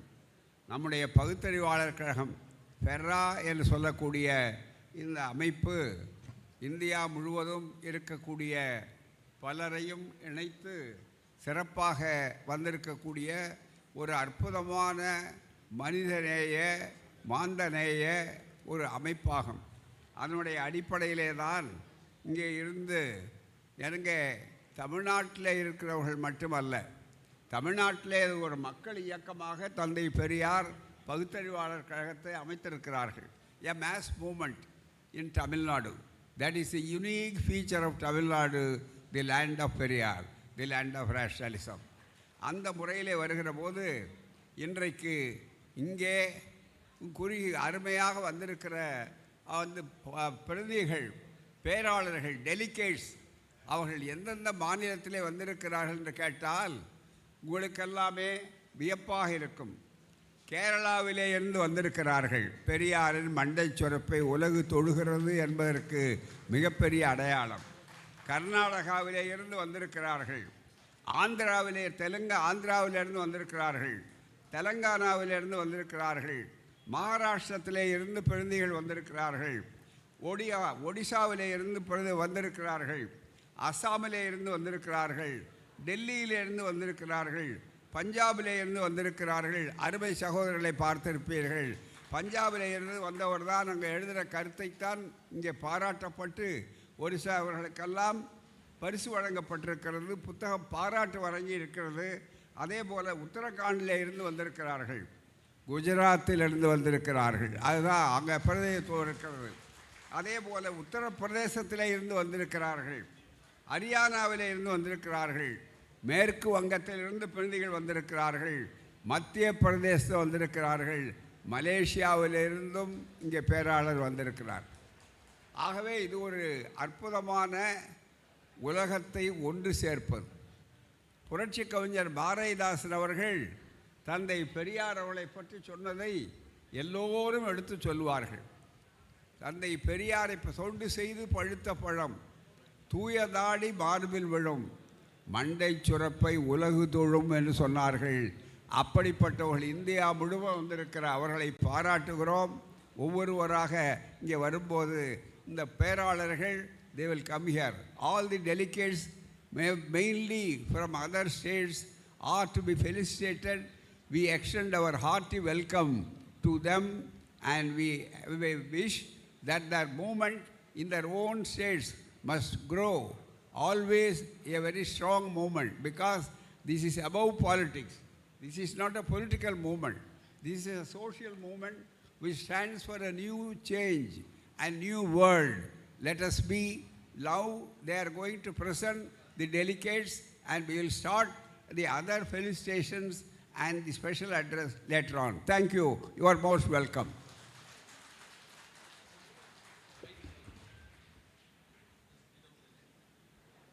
Hello. Yeah. So the delegates from the different parts of the country, from the different states, I'll just read a representative name of a particular state, and they will come on the dais. The dais is named after our former General Secretary, U. Kalanathan, who has recently passed away. But this U. Kalanathan dais is there, and we are discussing for these 2 days, whatever the discussions are there on this dais, these are going to happen. So from Andhra Pradesh, I request one representative, M.N. Buddha, to come. Ask them to come fast. M.N. Buddha from Andhra Pradesh. From the Gujarat, Girish Sudhia and Vasant Yadav. From Gujarat, Girish Sudhia and Vasant Yadav. From Haryana, Dr. Rajaram Handia. Dr. Rajaram Handia from Haryana. From Karnataka, Dr. H.R. Swami, please come on the dais. The organizers and our leader, they want to felicitate you on behalf of your state. Karnataka, Dr. H.R. Swami. Kerala, Thresia John. Kerala, Thresia John. Maharashtra, Haribhav Pathode. Maharashtra, Haribhav Pathode. Odisha. Yeah. I would be happy to say that Dr. H.R. Swami has received Karnataka Rajyosava Award this year on the 1st of November.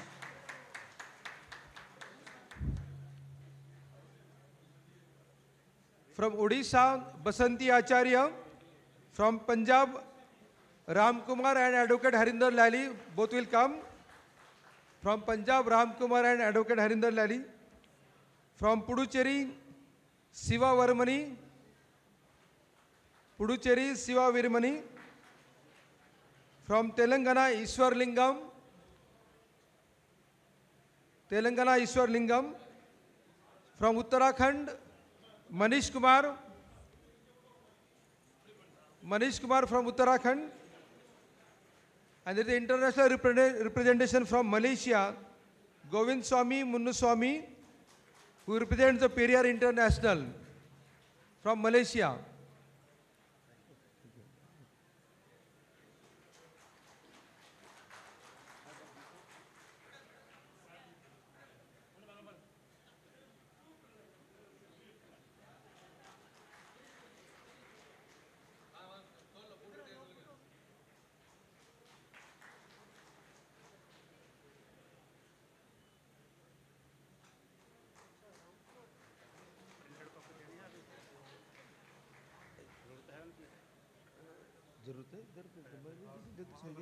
मेरे पास okay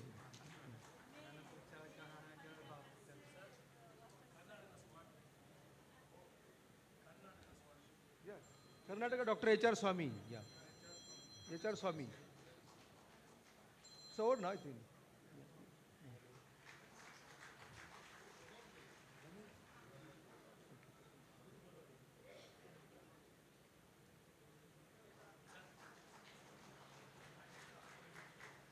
Uttarakhand, Munish Kumar.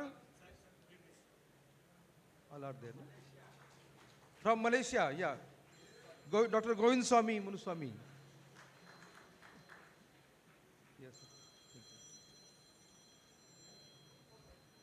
Thank you. We want to have a group photo? Yeah.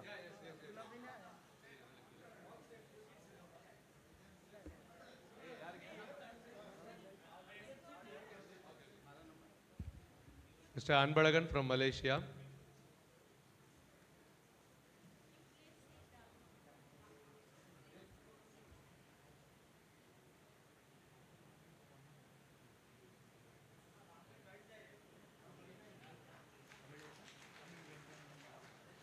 And one more person from Malaysia, Tamil Vendan Nalladambi. We request Mr. Tamil Vendan Nalladambi to be on the dais, please. No. Mohan.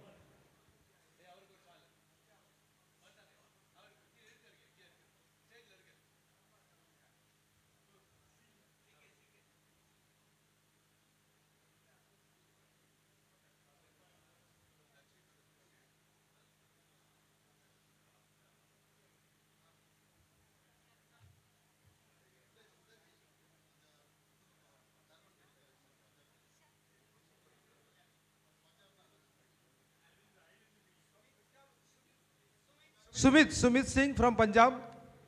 Sumit Singh. Yeah, he's coming. Yeah. Two other from Punjab, please come. Punjab, two people, they can also come, please. And also that motor rally. Yeah, both are there. Harinder Lally and Rajaram Hande, both are there.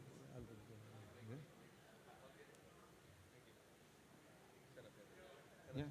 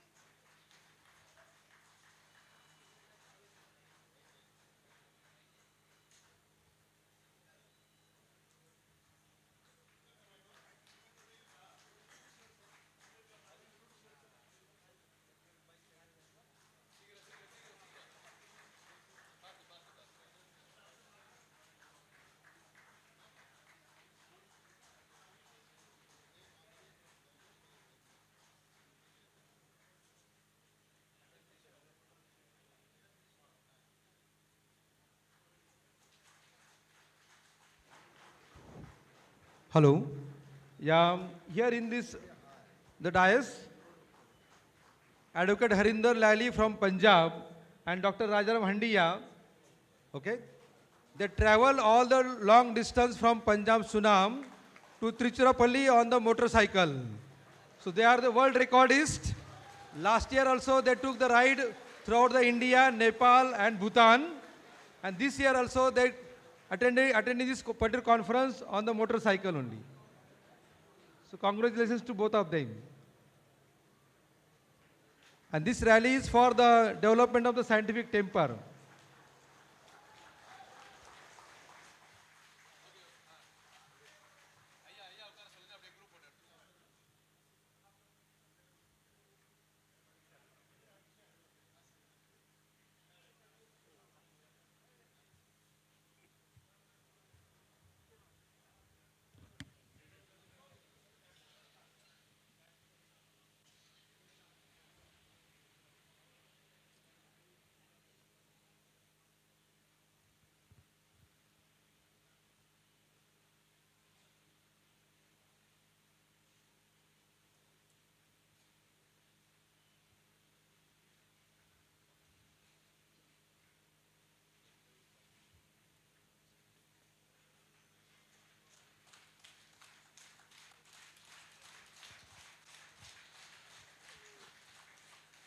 There is one famous poem in Tamil by poet, rationalist poet, revolutionist poet, புரட்சி கவிஞர் பாரதிதாசன். எங்கள் பகைவர் எங்கோ மறைந்தார் இங்குள்ள தமிழர்கள் ஒன்றாதல் கண்டே. Now we say our enemies have disappeared somewhere. We saw the unity of the rationalist here.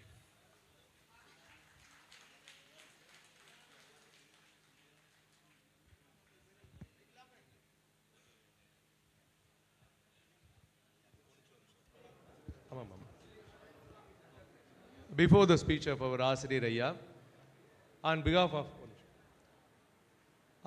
of the translators and publishers who have been felicitated here, I request Dr. Jashwant Raj to say a few words as a thank note.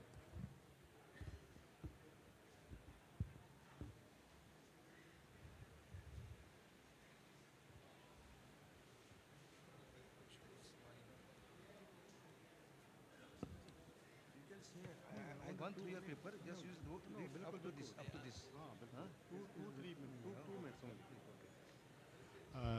Thank you, sir. Thank you very much, Mr. Prince. Good afternoon to all the honorable members and my friends sitting in front of me. I have come from Punjab, the land of Shaheed-e-Azam Sardar Bhagat Singh, which is just like Periyar Rationalist. How I choose to translate the work of Periyar in Punjabi, that is a story in itself. When I was young, I met Sahib Kanchiram. He visited in my village. I also saw the banners of DS4 and BSP, the images of Sahib, Periyar Sahib. In many lectures of Kanchiram, I listened the name of Periyar because he was the great follower of Periyar Sahib. When I was translating this work, especially the work of Santaram B.A., who is the General Secretary of Jatpat Todak Mandal, Santaram B.A., I came to name through the name of Periyar. Periyar met Santaram B.A. at Lahore.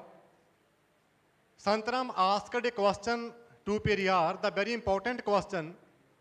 Santaram asked that why did you hate the Hindi people and the Hindi literature? Periyar asked, very great answer that Periyar told to Santaram B.A. Periyar told that Hindi literature is filled with unequal and inhuman things.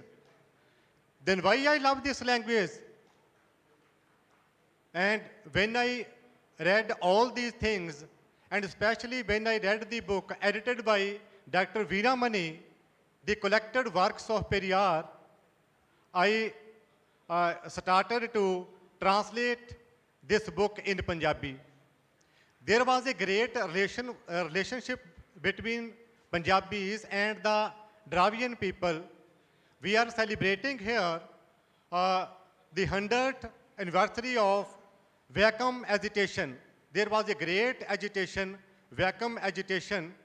In Vakam agitation, I want to say a lot of things, but I concentrate on the main thing. When the agitation of Vakam was dying, the agitators of the Vakam wrote a letter to Periyar.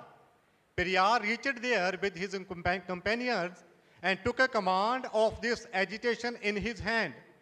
There was an amazing incident happened there, sir. 100 years ago, when the news of Vakam reached in Punjab, a group of 30 missionaries reached Vakam. 100 years ago, a group of 30 missionaries reached Vakam, and they gave them 2,000 of rupees 100 years ago, and promised with them that we are always there with them at any cost. You go on fighting, and go on fighting.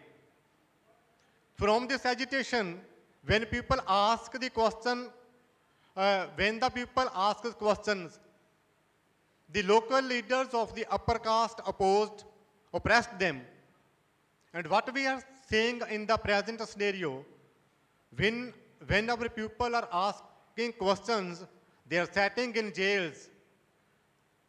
When our people ask a question to the central government, especially the Pradhan Sevaka, they are sitting in jails. Lots of our, so many doctors, engineers, social activists are set in jail. I am happy that I had done the work of Periyar in Punjabi. 2 or 3 big functions organized in Punjab at this book. The name of my book is The Real Hero, the Socrates of Today's World, the name of my book. And 2 or 3 months, I am also going to translate the Sachi Ramayana in Punjabi language also. So I again thankful to the FIRA and especially Dr. Veeramani, my friend Mr. Prince, to give me some minutes to share my experiences and my translation work. Thank you very much, sir. Thank you, Dr. Jashwant. It's now the time for our beloved Asriyar. We are waiting to hear his address in between the August audience. I request our Asriyar to deliver his address. And on behalf of our FIRA fellows, they request Asriyar to deliver his speech mostly in English.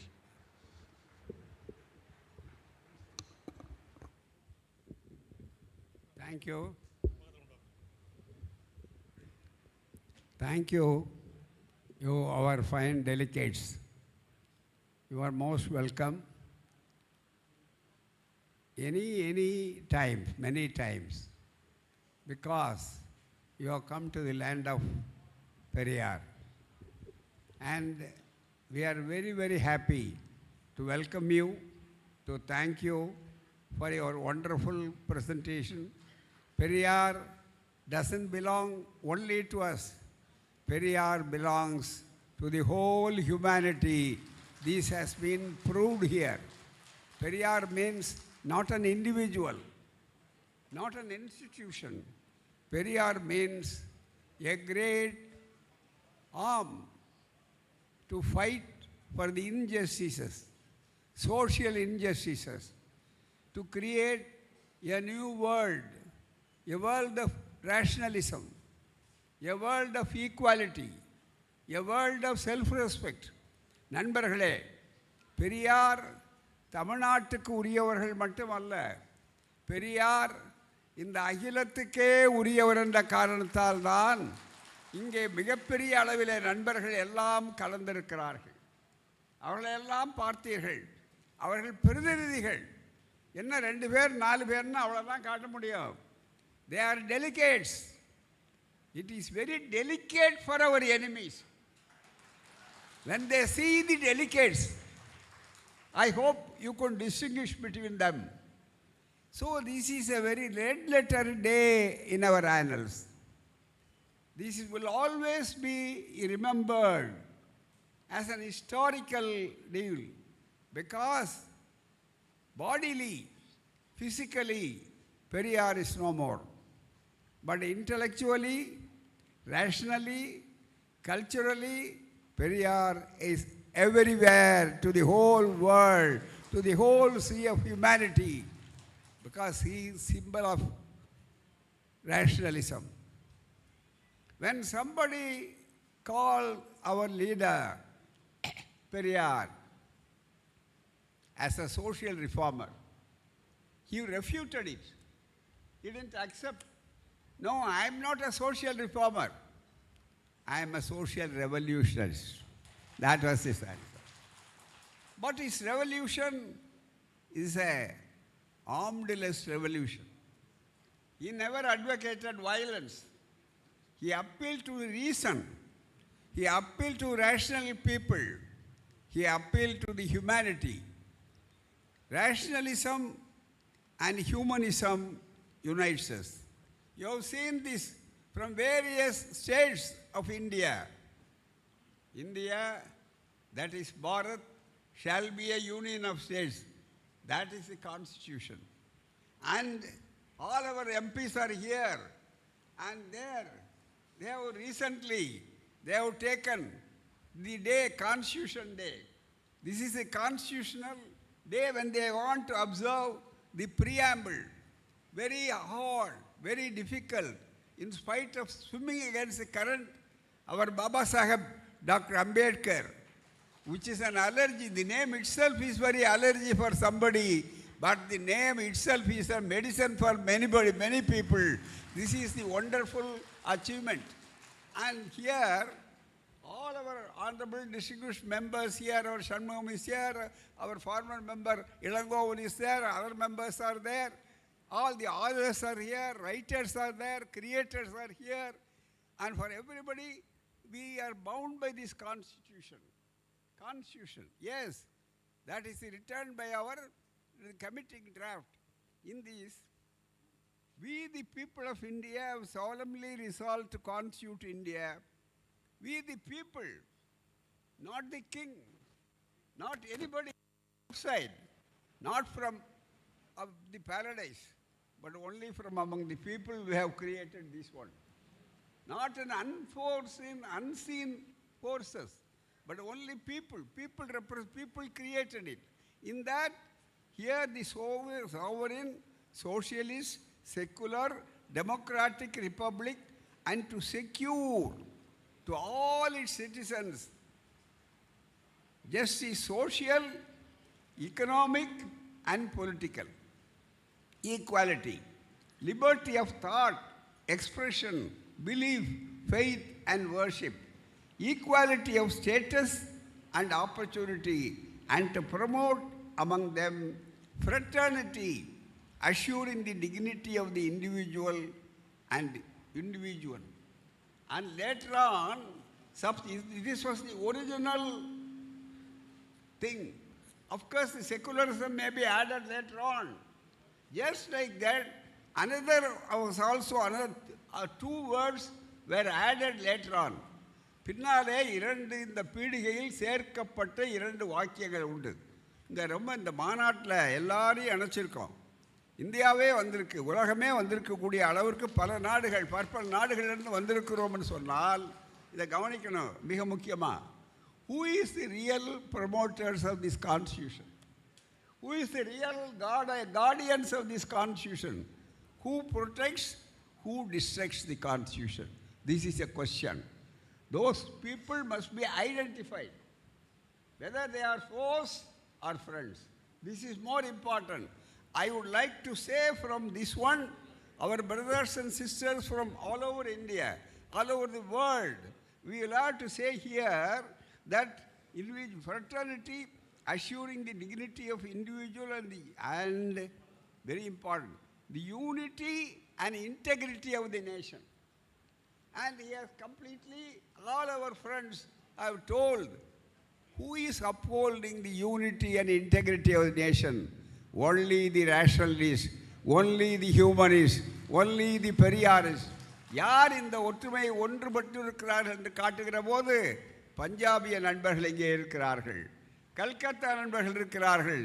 இதோ நம்முடைய doctor அவர்கள் எழுதிய இந்த புத்தகம் இருக்கிறதே, பெரியாருடைய சிந்தனைகளை 500 பக்கம் எழுதியிருக்கிறார்களே, இதெல்லாம் நம்ம சேர்த்திருக்கிறார்கள் என்று சொன்னால், மிகப்பெரிய அளவிற்கு இங்கே வந்திருக்கிறான்னு சொன்னால், integrity, unity and integrity of the nation, இது காப்பாற்றப்பட்டிருப்பதற்கிறத ஒற்றுமை, ஒன்றுபடுத்தப்பட்டது, நேர்மை, இது ரெண்டையும் காப்பாற்றுகிறவர்கள் யார் என்றால் இந்த இயக்கம்தான். இது மானிட பரப்பை கொண்ட இயக்கம். இது ஒரு மக்களை பிரிக்கின்ற இயக்கம் அல்ல. மக்களையெல்லாம் இவர் மெஜாரிட்டி, இவர் மைனாரிட்டி, இவர் இன்ன மதம், அவர் அந்த மதம், எந்த மதம், சொந்த மதம், இப்படியெல்லாம் what religion, what region, what area, it doesn't matter. So, gods in this country, why we are not against anybody or any problem? We are against bigotry. We are against superstition.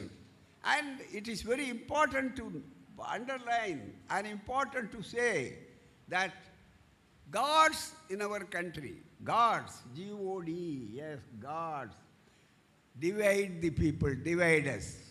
One God is up, one God is down. There is walking God, talking God, sleeping God, everywhere God, God. All are the disunity. All divides. Gods divides. Religion divides. Caste divides. Not only divides. The gods also dehumanize. Dehumanize. You cannot be a human person when you are a caste follower. Because when we dehumanize, and this movement, the rationalist movement, the socialist movement, the self-respect movement, this atheist movement, this free thinker movement, this movement unites the people which never divides. Periyar unites. Rationalism unites, humanism unites, religion divides, gods divides, your politics divides, but we never divide the people. That is why, where does the real integrity of the nation? You want to region, you want to point out a map. We want to point out our people from all regions come together. They are our brothers and sisters. This is the message. This is very important. All are equal. Fraternity. When you want to have the liberty, equality, fraternity. That means our Narendra Nayak may be from Karnataka, our other brother from Maharashtra, Ame from Punjab, the land of Bhagat Singh. We are very proud. The land of Bhagat Singh. You know, my dear friends, when he has sacrificed, even as a young person, he sacrificed for this country. One thing is very important to know, to underline the history. When the whole of India was very silent because of the repressive measures, the apprehension, the fear, the other threatening made them dumb. There was one voice, one pen who wrote condemning this atrocity against Bhagat Singh. That is Periyar in his Kudiyarasu, and he wrote solo. Even our father of the nation, Gandhi, was silent. But Periyar condemned it. Periyar, everybody should be at one point of time. One Bhagat Singh may go, but hundreds and thousands Bhagat Singhs will come. That was a return even before we were not born. Even 1930s, and that area. That is our movement. So, this rationalist movement, this humanist movement, this movement, reformist movement, is not for division. It is for unity. It is for integrity. You want to speak. நீங்கள் மண்ணுக்கு ஒருமைப்பாடு பேசுகிறீர்கள், நாங்கள் மக்களுக்கு ஒருமைப்பாடு பேசுகிறோம். ஆனால் தான் no caste, no God, no religion, but only human unity, human fraternity. இதுதான் எங்களுக்கு மிக முக்கியம். அப்படிப்பட்ட ஒரு சமுதாயத்தை உருவாக்க வேண்டும் என்பதற்காகத்தான் இந்த மாதிரி மாநாடுகள். We are very happy. Our president, he has given wonderful service. He is being threatened. His life is always, because never he was protected. Whether he was given due protection, due physical protection doesn't mean. But what happened? I want to start this speech by bringing homage to remembrance, to salute our martyrs like Narendra Tabolkar of Maharashtra, who has given his life, and Govind Bansare, who has given his life for this cause. This cause is very important. And another, third, Govind Bansare, our Kalburgi, our Gauri Lankesh. Recently, not long ago, in front, whether they were given even justice in judiciary, that is very bunkum. It is a shame on our part in this country when there is where the cases were not done. The people who are injured, the families and people, they were not given due justice. Justice was not rendered. So, this meeting, I start by paying homage to those martyrs. Whether they are dead? No. They are living, not centuries and centuries. They will be ever living. Has Socrates died? Has Periyar died? Has anybody died? No. They live in history.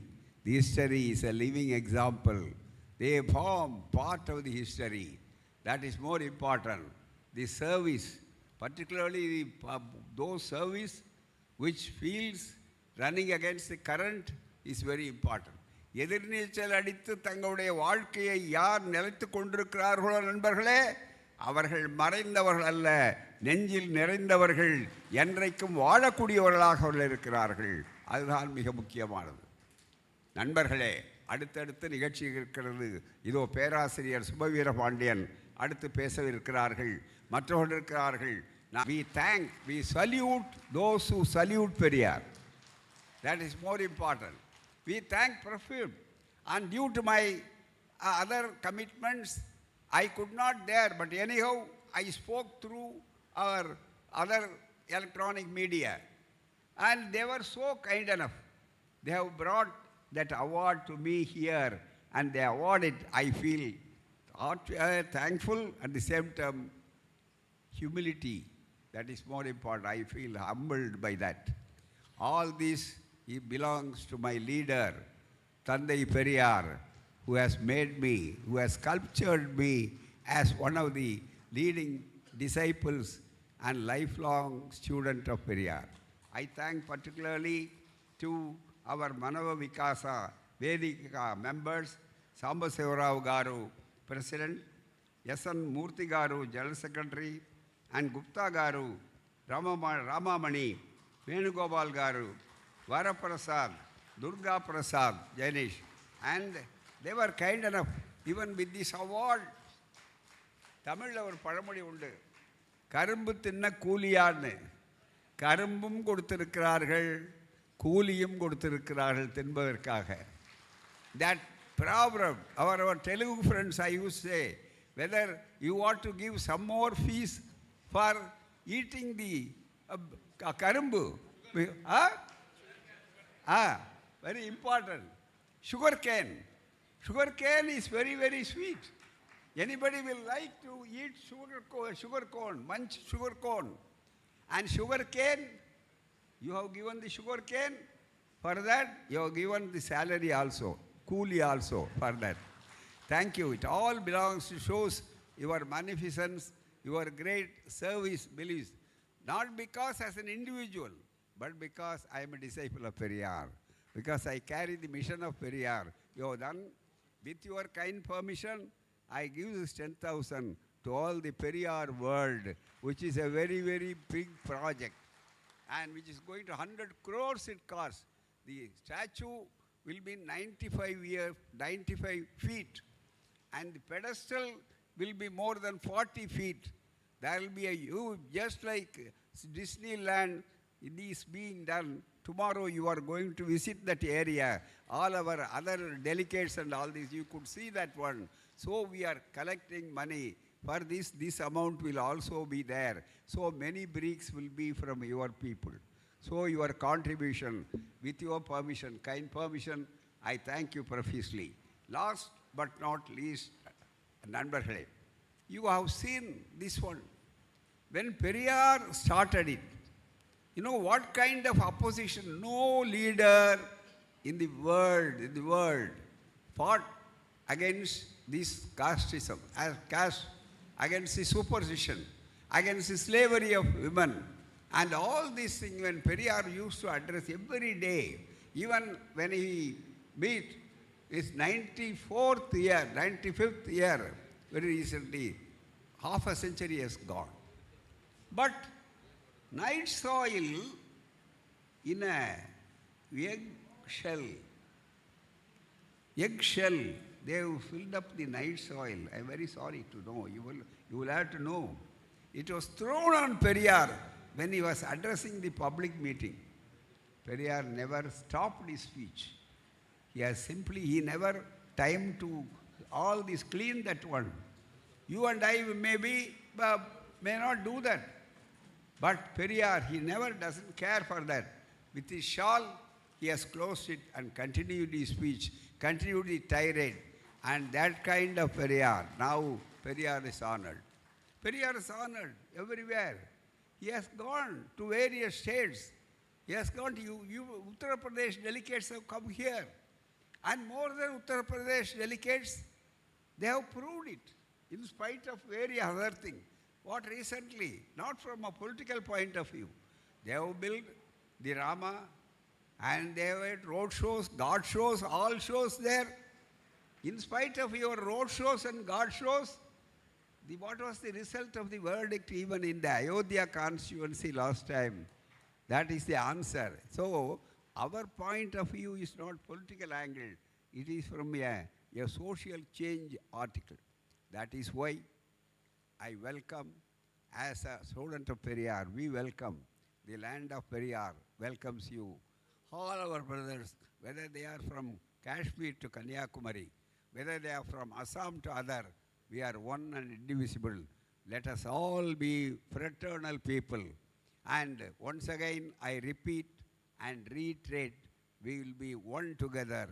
Our rationality, our humanity, our human perception will never divide. நம்முடைய அருமை சகோதரர்களே, நம்முடைய நண்பர்கள் எந்த பகுதியிலே இருந்தவர்கள் வந்தார்கள் என்பதல்ல, அவர்களுடைய சங்கிலிகள், அவருடைய செயின்ஸ் must be broken. அவருடைய சங்கிலிகள், ஜாதி சங்கிலிகள், மூட நம்பிக்கை சங்கிலிகள் எல்லாம் உடைக்கப்பட வேண்டும்.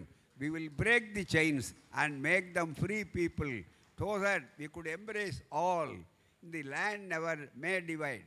Political boundaries may be different, but there is no boundary for our affection.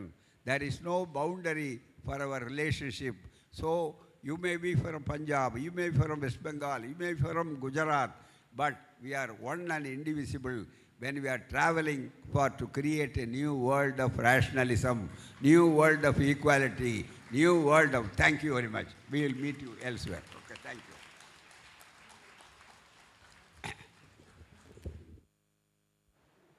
Thanks a lot, our Asriyar. Now, I would like to request Mr. E.T. Rao, the Vice President of FIRA, to say vote of thanks officially. Before that, our Aya Asriyar is handing over the check, the amount which he received for the award, rupees 10,000, to the Periyar Self-Respect Propaganda Institution's tremendous work of Periyar World.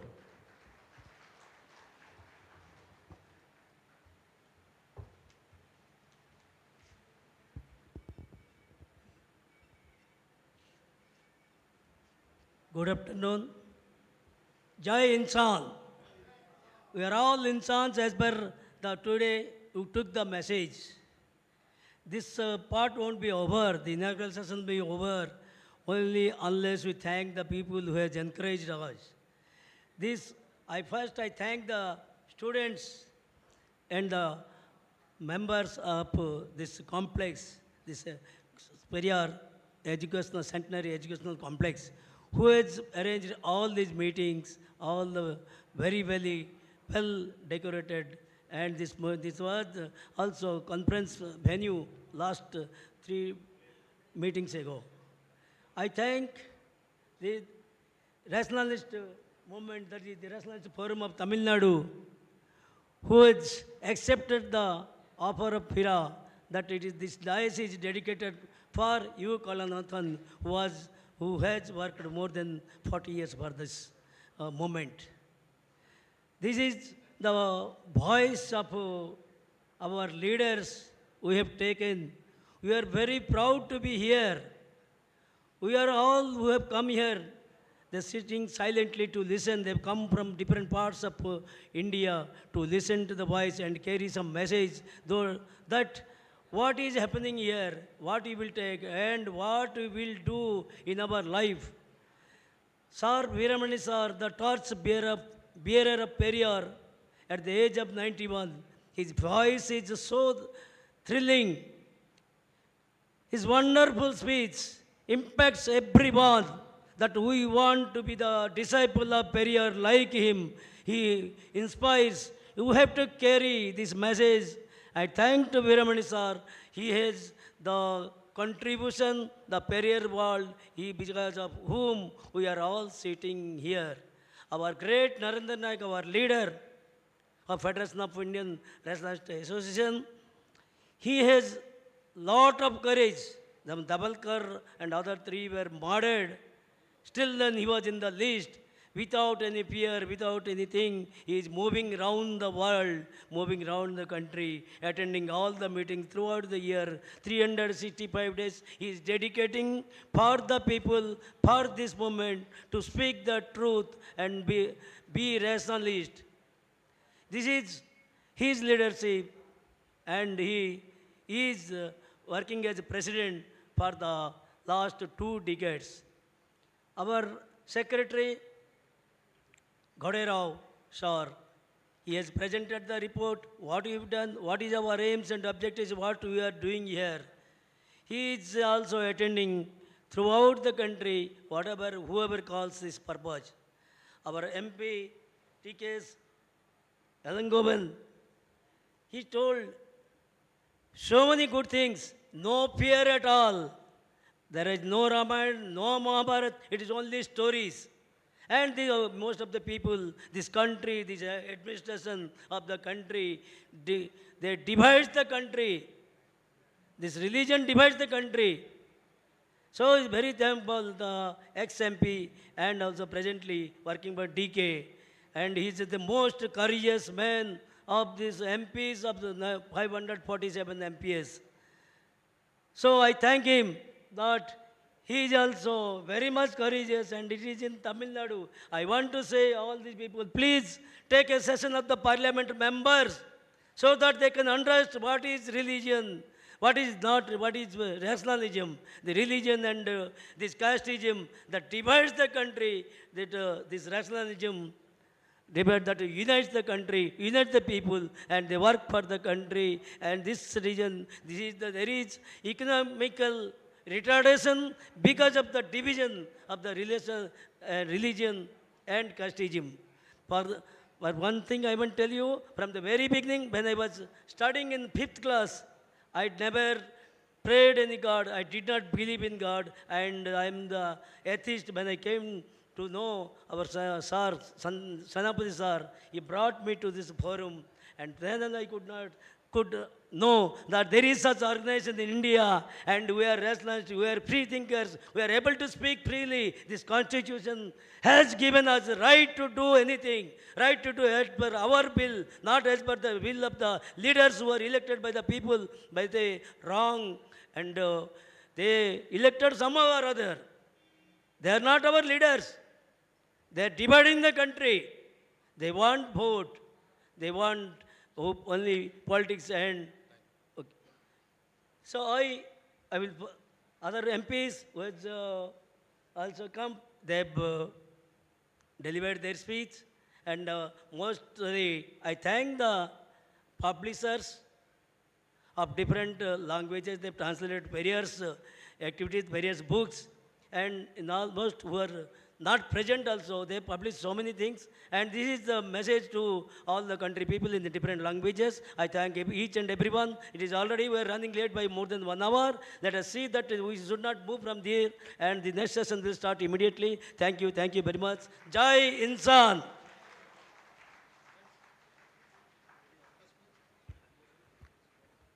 Thank you, Mr. E.T. Rao, and we thank our Narendra Nayak, Asriyar, T.K. Selangovan and Shanmughamaya for their thought-provoking speeches. The academic sessions will continue here. So I request all of you to be seated here. தொடர்ந்து இந்த மாநாட்டு அரங்கில் அமர்வுகள் உடனடியாக அப்படியே தொடங்க இருக்கின்றன.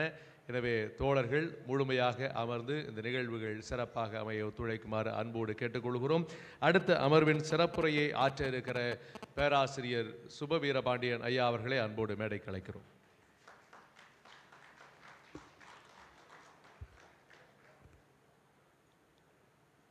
And I request one of the chairperson of this academic session, Vice President of FIRA, Mr. E.T. Rao, and Rapporteur Mr. Lal Salam, and our distinguished panelists who are going to present their papers here, Daneshwar Shahu, Odisha, Dr. M. Govindasamy from Malaysia, B. Sambasivarao from Telangana, Mr. Iringal Krishnan from Kerala. On the dais, please.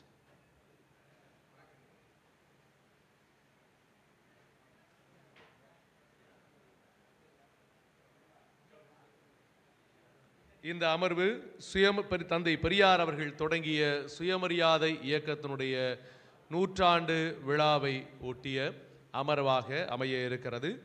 ஒடிசாவிலிருந்து Thaneshwar Sahoo அவர்களும், மலேசியாவிலிருந்து doctor M Govindasamy அவர்களும், தெலங்கானாவிலிருந்து B Sambasiva Rao அவர்களும், கேரளாவிலிருந்து இரிங்கால் கிருஷ்ணன் அவர்களும் தங்களுடைய உரையை இங்கே சமர்ப்பிக்க இருக்கிறார்கள்.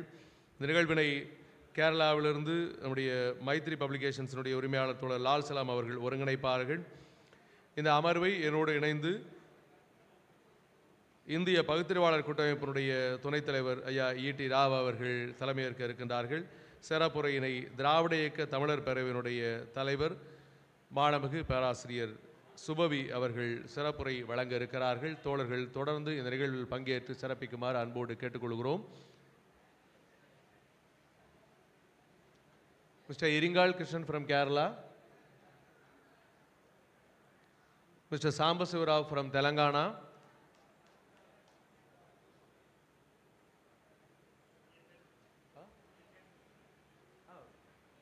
அவருடைய மலேசியாவிலிருந்து ஐயா கோவிந்த்சாமி ஆகியோரை அன்போடு மேடை கிடைக்கிறோம்.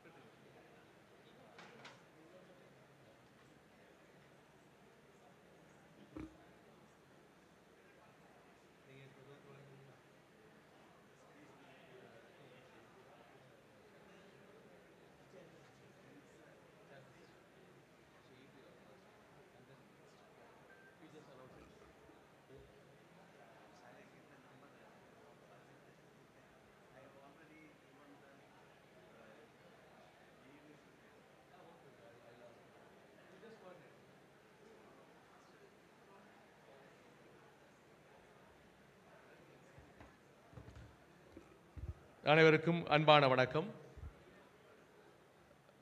முதல் அமர்வு இப்போது தொடங்குகிறது. இந்த மாநாட்டினுடைய மிக முக்கியமான தலைப்புகளுள் ஒன்றான, அதனுடைய மைய கருத்துகளுள் ஒன்றான சுயமரியாதை இயக்கத்தினுடைய நூற்றாண்டு விழாவை ஒட்டி முதல் அமர்வு தொடங்குகிறது.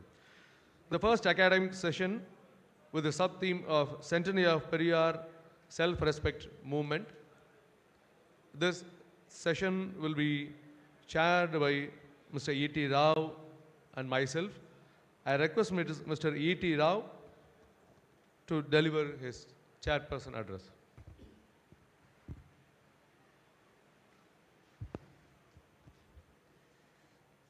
Good morning, ladies and gentlemen.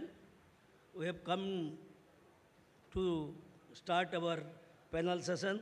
This first academic session is Centenary of Periyar's Self-Respect Movement, for which you have gathered here.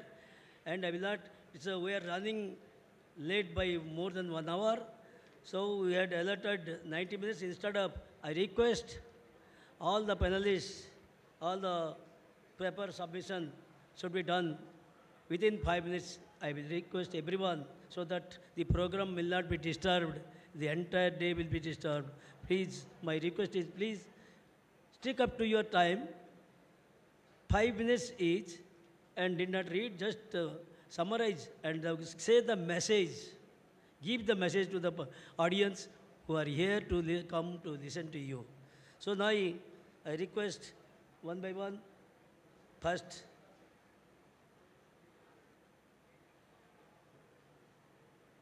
that special address by Subha Veerapandiyan. Subha Veerapandiyan? You know?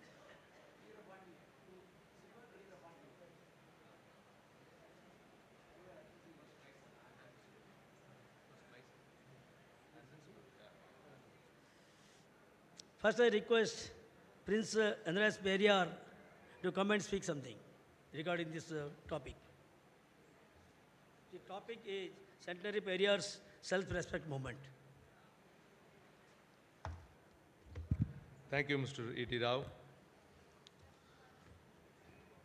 Distinguished guests, esteemed comrades and friends, it is an honor to stand before you today as one of the chairpersons of this momentous occasion. The centenary celebration of the self-respect movement hosted as part of the 13th FIRA conference. This historic milestone is a tribute to the enduring power of reason, equality, and social reform, a legacy that continues to inspire us a century later. The self-respect movement, founded by Thandai Periyar in 1925, was not merely a social reform initiative, but a revolutionary clarion call for human dignity, rationalism, and social justice. In a time when society was shackled by caste hierarchies, gender discrimination, and superstition, Periyar's vision challenged these oppressive structures with a profound commitment to self-respect and equality for all. Periyar believed that the path to liberation was through education, critical thinking, and the rejection of dogma. He called on the oppressed people to question oppressive traditions, resist dehumanizing practices, and demand equal rights, particularly for women and marginalized communities. His efforts ignite a movement that not only transformed Tamil Nadu, but resonated with reformers across India and beyond. The self-respect movement was not started by Periyar on a specific date. It cannot be said that it was started on a specific date or this or that. Self-respect is a feeling. The word self-respect has a different meaning all over the world. It refers to the personal respect of each person. Self-respect is a feeling of confidence and pride in oneself and in how we view and feel about our relationship with others. But in the context of Indian subcontinent, where varnashrama, casteism, women's slavery prevails even in the century, self-respect has a broader, different meaning. But in terms of the Indian continent, we need to see the word self-respect in a broader manner. Here, self-respect means that we should be identified with the majority of the people. Because here our self-respect is not only denied as an individual. The self-respect of the majority of the people of this country has been denied collectively for more than 2,000 years. Periyar's self-respect movement was started with the aim of restoring the self-respect that was denied in the name of race, in the name of caste, in the name of gender, and in the name of language too.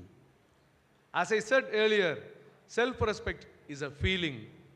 Once we have the feeling of self-respect, it will make you move on the path to affirm it. That is what has evolved into a movement here as self-respect movement. It brought about an intellectual revolution on this land. It lifted up the people who were bent over and oppressed. It provided education to a society that had been denied education for ages. It taught a society that had been denied the right to think. It reminded them of the right to ask questions. It made everyone feel that they are human. It made them shout, "No one is my slave, and I am not a slave to anyone." It paved the way for a social change that India had never experienced before. It is still guiding us today.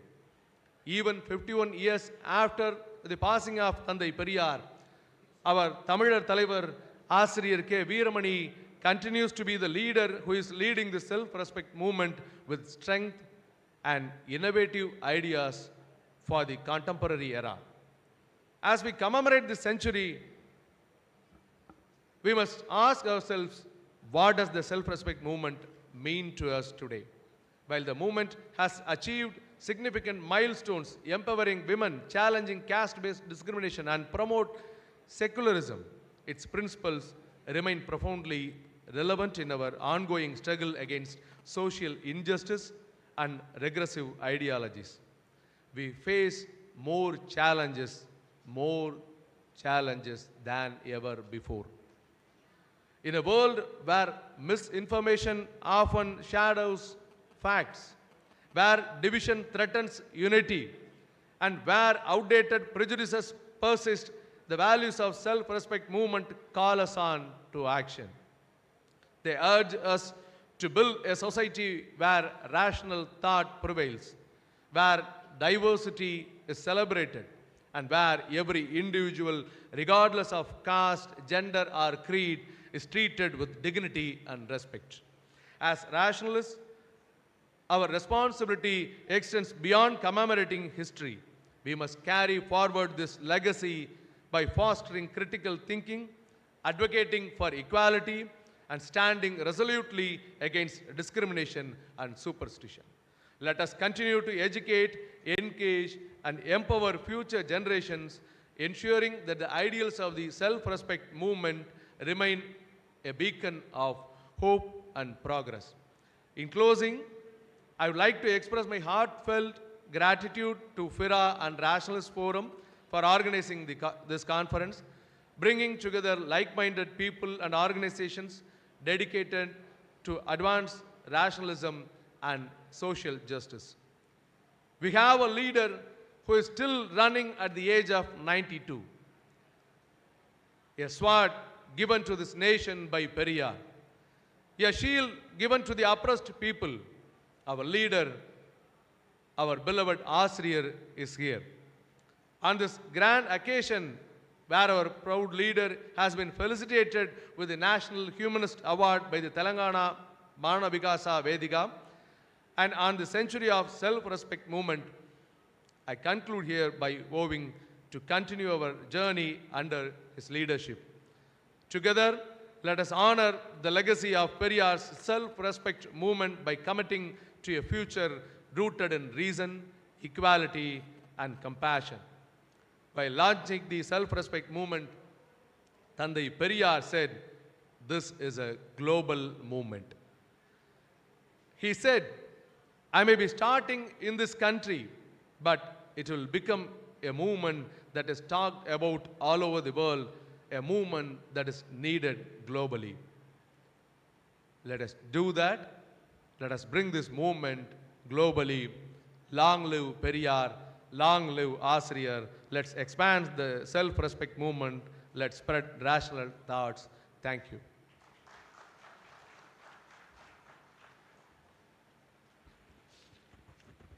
Now I request Professor Subha Veerapandiyan, a professor retired.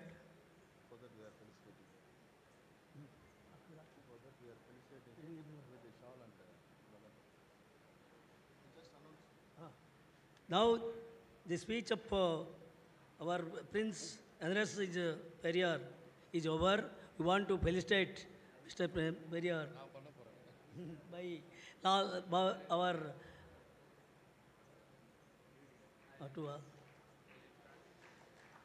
Subha Veerapan.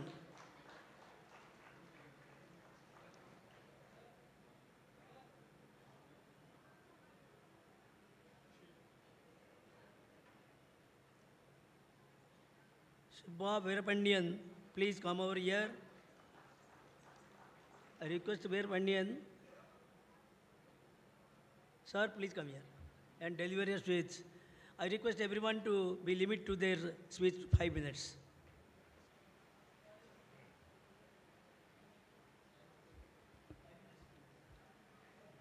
திராவிடர் கழகத்தின் தலைவரும் எங்களுக்கெல்லாம் முன்னோடியுமான மாண்புமிகு ஆசிரியர் அவர்களே, துணைத் தலைவர் மதிப்பிற்குரிய கவிஞர் கலி பூங்குன்றன் அவர்களே, இந்த அரங்கிற்கு தலைமையேற்றிருக்கிற இபி ராவ் அவர்களே, மேடையிலும் அரங்கிலும் கூடியிருக்கிற பகுத்தறிவாளர்களே, உங்கள் அனைவருக்கும் என் அன்பு வணக்கம். பல்வேறு மொழியினர், ஏன் பல்வேறு நாட்டினர் கூடியிருக்கிற இந்த அரங்கில் என் உரை தமிழில் மட்டுமே அமைவதால் என் உரையினுடைய சாரத்தை மதிப்பிற்குரிய தோழர் குமரேசன் அவர்கள் என் உரைக்கு பிறகு சுருக்கமாக ஆங்கிலத்திலே மொழிபெயர்ப்பதாக சொல்லியிருக்கிறார்கள். எனக்கு அரை மணி நேரம் வழங்கப்பட்டிருக்கிறது என்றாலும் இது மதிய உணவு நேரம் என்பதால் நான் 20 நிமிடங்களில் என் உரையை சுருக்கிக் கொள்வேன்.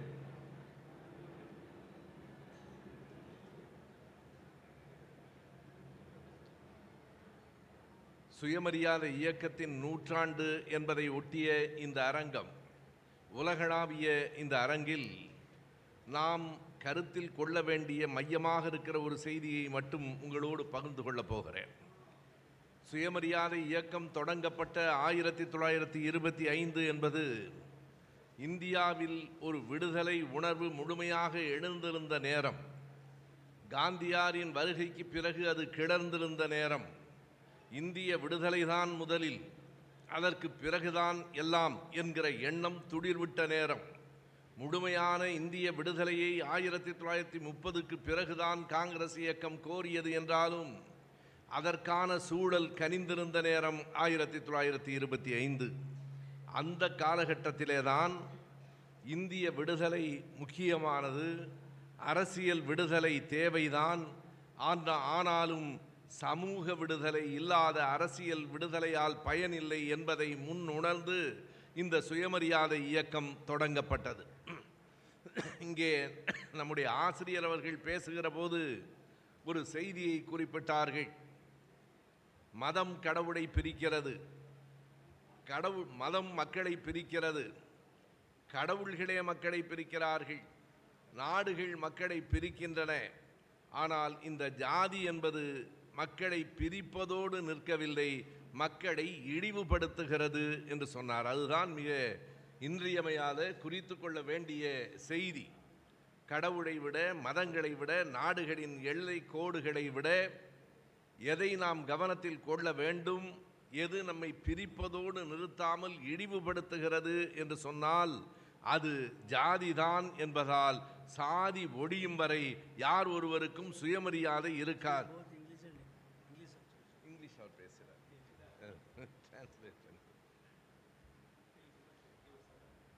தமிழ் தெரியாதவர்களும் இருக்கிறார்கள் என்பதால் ஆங்கிலத்திலும் கொஞ்சம் இடையிடையே பேசுங்கள் என்றார். என் பேச்சின் சாரத்தை தோழர் குமரேசன் ஆங்கிலத்திலே he will deliver the gist of my speech in English.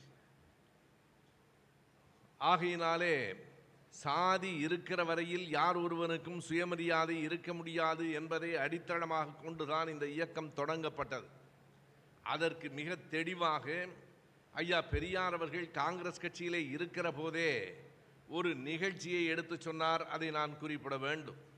அது 1922ஆம் ஆண்டு இறுதியில் கயாவில் காங்கிரசினுடைய ஆண்டு மாநாடு நடைபெற்றது.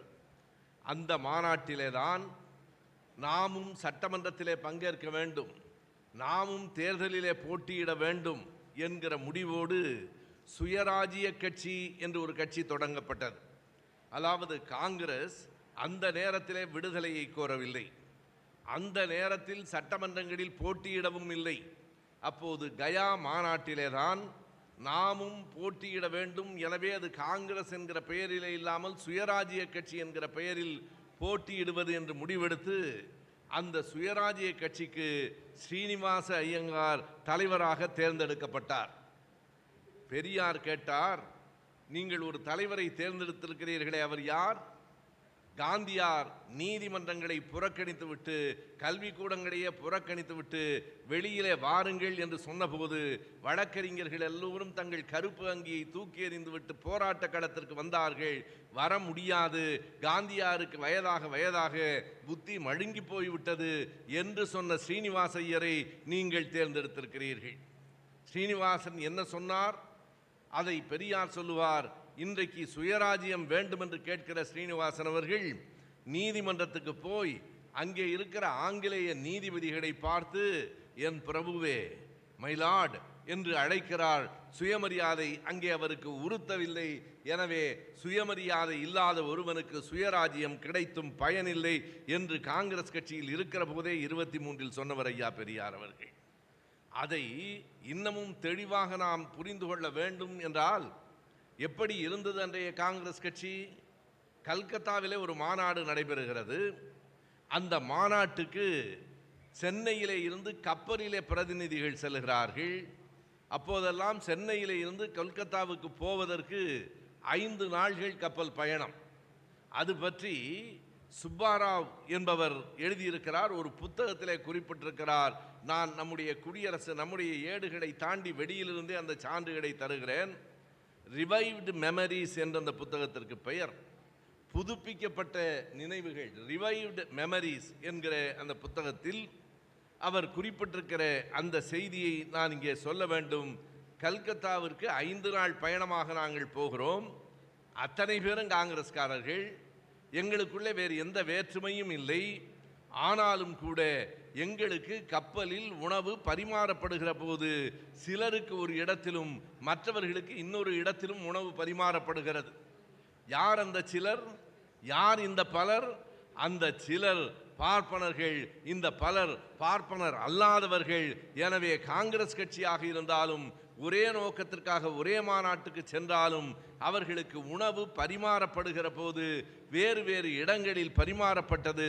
எனவே நாங்கள் ஒன்றாக இருக்கிறோம் என்கிற உணர்வை அந்த இடத்தில் இழந்தோம் என்று சுப்பாராவ் எழுதுகிறார். அதற்கு பின்னால் ஆர்எஸ் என்கிற பெயரில் ஒரு கட்டுரை சண்டே டைம்ஸிலே வந்தது. ரிவோல்ட்டிலே மறுபடியும் மறுவெளியீடாக வந்திருக்கிறது. அந்த ஆர்எஸ்எஸ் என்ன குறிப்பிடுகிறார் என்றால், ஆர்எஸ்எஸ் பற்றி அப்போதே ஆர்எஸ் என்கிற ஒருவர் எழுதியிருக்கிறார். லக்னோவில் நடைபெற்ற காங்கிரஸ் மாநாடு பற்றி குறிப்பிடுகிறார். நான் முதலில் சொன்னது கல்கத்தாவில், இன்றைக்கு கொல்கத்தா. இன்னொன்று, இப்போது ஆர்எஸ் என்பவர் சண்டே டைம்ஸ் என்கிற பத்திரிகையிலே எழுதியிருப்பது லக்னோவிலே நடைபெற்ற மாநாடு. அது அந்த கப்பல் பயணத்தில் நடந்ததை விட மோசமாக இருக்கிறது. என்ன நடந்திருக்கிறது என்று அவர் குறிப்பிடுகிறார் என்றால், தனித்தனியாகத்தான் உணவு பரிமாறப்பட்டது. மாநாட்டிலேயே நாங்கள் எல்லோரும் ஒரு அரங்கத்திலே தங்கியிருந்தோம், அவர்கள் இன்னொரு அரங்கத்திலே தங்கியிருந்தார்கள். உணவு பரிமாறப்பட்டது. என்ன கொடுமை என்றால், அந்த உணவு கூட வேறு வேறு இடங்களில் பரிமாறப்பட்டாலும் ஒரே நேரத்தில் பரிமாறப்படவில்லை. அவர்கள் உண்டு முடித்ததற்கு பிறகு மிச்சம் மீதி இருப்பதுதான் எங்களுக்கு பரிமாறப்படுகிறது. எனவே வேறு இடத்தில் என்பது மட்டுமல்ல, அவர்களுக்கு முதலில் உணவு பரிமாறப்படுகிறது. இது பற்றி நம்முடைய மறைந்த திராவிட மொழிநூல் ஞாயிறு தேவநேய பாவாணர் அவர்கள் நினைவலைகள் என்னும் புத்தகத்திலே ஒரு செய்தியை குறிப்பிடுகிறார். அவர் தர்மபுரம் ஆதீனம் அவர்களை போய் பார்த்து, என்னுடைய நூல்களை வெளியிடுவதற்கு இந்த மடம் உதவி செய்ய வேண்டும் என்று கேட்கிறார். அதற்கு அந்த ஆதீனம் சொல்லுகிறார், நீங்கள் மறுபடியும் ஒரு 10-15 நாள்களுக்கு பிறகு வாருங்கள், நான் கேட்டுவிட்டு சொல்லுகிறேன் என்கிறார். அவர் யாரை கேட்கிறார்? உவேசா அவர்களை கேட்கிறார். 15 நாள்களுக்கு பிறகு ஒரு விழா நாளில் பாவாணர் அவர்கள் அங்கே போகிற போது உவேசாவும் இருக்கிறார். இவரை தெரியுமா என்று ஆதீனம் கேட்கிறார். பாவாணர் சொல்லுகிறார், என்னை அவருக்கு நன்றாக தெரியும், ஆனால் என்ன காரணத்தினாலோ அந்த இடத்தில் எனக்கு சரியாக தெரியவில்லை என்று நம்முடைய தமிழ் தாத்தா உவேசா சொல்லிவிட்டார்.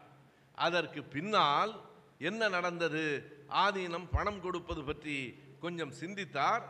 சரி, என்ன இருந்தாலும் மதிய உணவு உண்டு முடித்து போய்விடலாம் என்று சொன்னார். சரி என்று போனேன். இங்கே அமருங்கள் என்றார்கள். மதிய உணவு தான் நடந்து கொண்டிருக்கிறது, அந்த இடத்தில் இடமும் இருக்கிறதே என்று கேட்டேன். இருக்கிறது, இருந்தாலும் அமருங்கள். அங்கே நடந்து கொண்டிருந்த பந்தி பார்ப்பனர்களுக்கானது. அது முடிந்த பிறகுதான் தமிழ் அறிஞர்களாகிய எங்களுக்கு அது தமிழ் மடம். பாவாணர் எழுதுகிறார், இந்த நாடு தமிழ்நாடு, அந்த மதம் தமிழ் மதம், இந்த மடம் தமிழ் மடம், நாங்கள் எல்லோரும் தமிழர்கள், ஆனால் நாங்கள் பார்ப்பனர் அல்லாதவர் என்பதற்காக புறக்கணிக்கப்பட்டோமே, அதுதான் இந்த நாட்டினுடைய நிலை என்று பாவாணர் அவர்கள் குறிப்பிடுகிறார். அப்படித்தான் லக்னோவிலும் நடந்திருக்கிறது. அவர்கள் அத்தனை பேரும் உண்டு முடித்ததற்கு பிறகு இவர்களுக்கு உணவு பரிமாறப்பட்டிருக்கிறது. அதைவிட கொடுமையாக ஆர்எஸ் அந்த கட்டுரையிலே ஒரு செய்தி எழுதுகிறார், எங்களுக்கு வேறு இடத்தில் உணவு தரப்பட்டது, அவர்கள் உண்ட பிறகு தரப்பட்டது என்பதையெல்லாம் தாண்டி அவர்கள் உண்டு முடித்த எச்சில் இலைகளை நாங்கள் தங்கியிருக்கிற அரங்கிலே கொண்டு வந்துதான் வைத்தார்கள். அதிலே இருந்து எழுந்த நாற்றத்தை பொறுத்து கொண்டுதான் நாங்கள் மதிய உணவு உண்ண வேண்டியிருந்தது. எழுதியிருப்பது திராவிடர் கழகத்தைச் சேர்ந்தவர் இல்லை, எழுதியிருப்பவர் இன்றைய இளைஞர் அல்ல. அன்றைக்கு இந்திய விடுதலையிலே முழுமையான ஈடுபாடு கொண்டு காங்கிரஸ் கட்சியோடு கைகோத்து கொண்ட ஒருவர் எழுதியிருக்கிற கட்டுரை. இந்த இடத்தில் தான் நாம் சிந்திக்க வேண்டும். சுயராஜ்யம் வேண்டும் தான், ஆனால் அதைவிட முதன்மையாக சுயமரியாதை வேண்டும் என்பதுதான் இந்த நூற்றாண்டின் தொடக்கம். அதற்காகத்தான் ஐயா பெரியார் அவர்கள் சுயமரியாதை இல்லாத தேசத்தில் சுயராஜ்யம் வந்து என்ன நடந்துவிடப் போகிறது என்கிற எண்ணத்திலே தான் அவர் காங்கிரஸ் கட்சியை விட்டு வெளியிலே வந்தார். இதுதான் 1925ஆம் ஆண்டில் இருந்த சூழல். விடுதலைக்காக போராடிய கட்சியில் இருந்தவர்கள் கூட, அல்லது குறைந்தபட்சம் அன்றைக்கு சுயாட்சி கேட்டு போராடிய காங்கிரஸ் கட்சியிலே இருந்தவர்களிடம் கூட இத்தனை வேறுபாடுகள் காட்டப்பட்டன. அதற்கு காரணம் நம்முடைய ஆசிரியர் அவர்கள் சொன்னது போல, மதம் மக்களை பிரிக்கலாம், கடவுள் மக்களை பிரிக்கலாம், மொழி மக்களை பிரிக்கலாம், நாடுகள் மக்களை பிரிக்கலாம், ஆனால் சாதி என்பது மக்களை பிரிப்பதோடு நின்று விடாது. இட் டீஹியூமனைஸ் என்றார், மனிதனை இழிவுபடுத்துகிறது. அதை ஒழிப்பதே சுயமரியாதை இயக்கத்தின் நோக்கம். அதற்கான போராட்டம் தான் நூற்றாண்டு காலம். சிலர் கேட்கிறார்கள், சாதி ஒழிப்பே நோக்கம் என்று ஐயா பெரியார் எழுந்தார், சாதி ஒழிந்து விட்டதா என்று கேட்கிறார்கள். அவர்கள் நம்மை பார்த்துத்தான் கேட்பார்கள், வள்ளலாரை பார்த்து கேட்பதில்லை, வள்ளுவரை பார்த்து கேட்பதில்லை. பிறப்புக்கும் எல்லா உயிர்க்கும் என்று வள்ளுவர் சொன்னார், ஏன் இன்னமும் பிறப்புக்கும் எல்லா உயிர்க்கும் என்கிற நிலை வரவில்லை? வள்ளுவர் தோற்றுவிட்டார் என்று யாரும் சொல்லுவதில்லை. நம்மை குறை சொல்வதற்காக மட்டுமே அவர்கள் காத்திருக்கிறார்கள். 2 செய்திகள் தான் சுயமரியாதையின் அடிப்படை.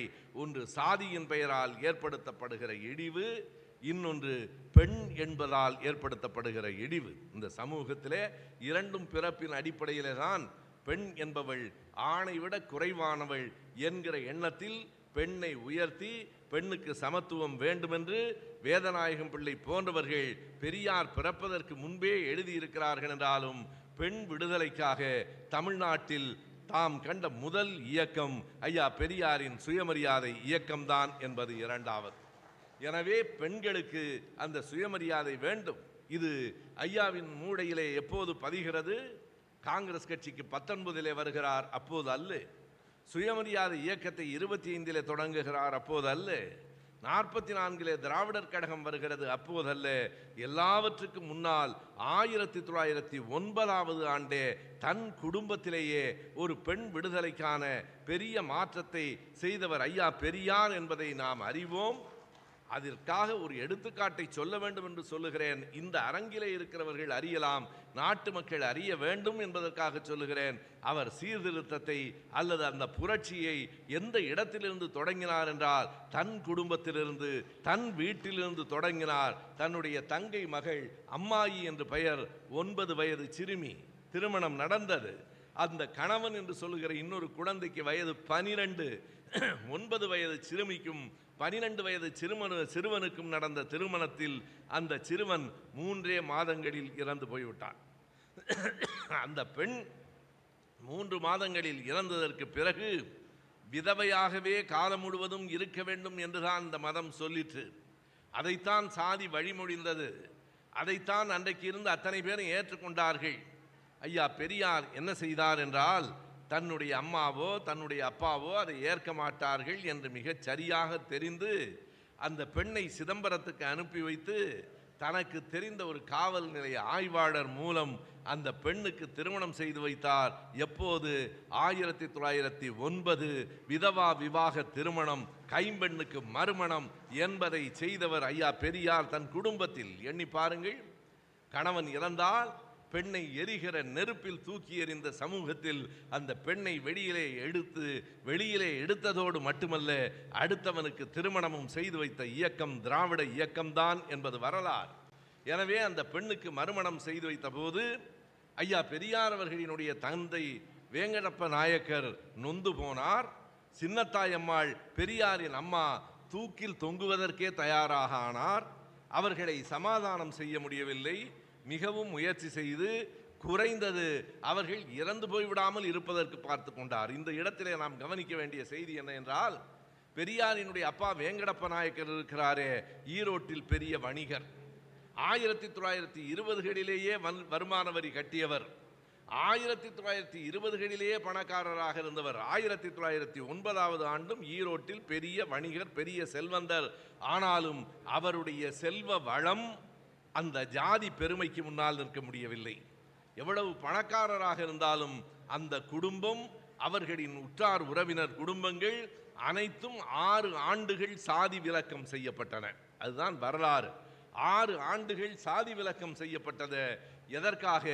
ஒரு பெண்ணுக்கு 9 வயது சிறுமிக்கு மறு வாழ்வை கொடுத்த காரணத்துக்காக சாதி விலக்கம் செய்தார்கள். அந்த சாதி விலக்கம் என்ன ஆயிற்று என்பதை ஐயா பெரியார் சொல்லுவார்.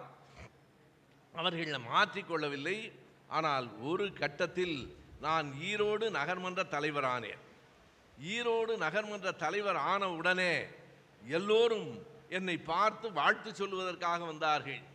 அப்போது நாங்களே எதிர்பார்க்காத வண்ணம் எங்களை யார் சாதி விலக்கம் செய்தார்களோ அந்த சாதி விலக்கம் செய்த அந்த சாதியின் பெரியவர்களும் வந்தார்கள். ஐயா சொல்லுகிறார், எனக்கு ஒரு சந்தேகம் இருந்தது. வந்து விட்டார்கள், ஆனாலும் இந்த வீட்டில் கை நனைக்க மாட்டார்கள், ஆனாலும் இந்த வீட்டில் எதையும் குடிக்க கூட மாட்டார்கள். ஒரு முயற்சி செய்து பார்க்கலாம் என்று நாகமேடத்தில் எல்லோருக்கும் காஃபி கொடு என்று சொன்னேன். முதலில் அதனை வாங்குவதற்கு பலர் தயங்கினார்கள். பிறகு கொஞ்சம் கொஞ்சமாக 2-3 பேர் காஃபி குடித்தார்கள். ஒரு அண்டா நிறைய போட்டு வைத்திருந்த காஃபி தீர்ந்து போய் இன்னொரு அண்டா காஃபி போட வேண்டியதாயிற்று என்று சொல்லிவிட்டு பெரியார் சொல்லுவார், எங்களின் சாதி விலக்கம் இப்படி தானாய் செத்து போயிற்று. இவர்கள் சாதி விலக்கப்பட்டது தானாக செத்து போயிற்று என்றார். நான் இந்த இடத்துல எடுத்து பார்க்கிறேன், அவருடைய பொருளாதார வளம் கூட சாதிக்கு எதிராக நிற்க முடியவில்லை, ஆனால் அதிகார பலம் நின்றிருக்கிறது என்பதை நாம் உணர முடிகிறது. இப்படித்தான் சுயமரியாதை இயக்கம் என்பது தன் வீட்டிலிருந்து தொடங்கி நாடு முழுவதும் பரவி ஒரு நூற்றாண்டை கடந்தும் நின்று நிலைத்திருக்கிறது. தொடர்ந்து பகுத்தறிவாளர்களாக வாழ்வோம். சுயமரியாதை இயக்கத்தின் பெருமையை அடுத்தடுத்த தலைமுறைகளுக்கு எடுத்து செல்வோம். சுயமரியாதை ஒன்றுதான் மனிதனை மனிதனாக்கும், மனிதனை மாண்புள்ளவனாக்கும். நன்றி, வணக்கம்.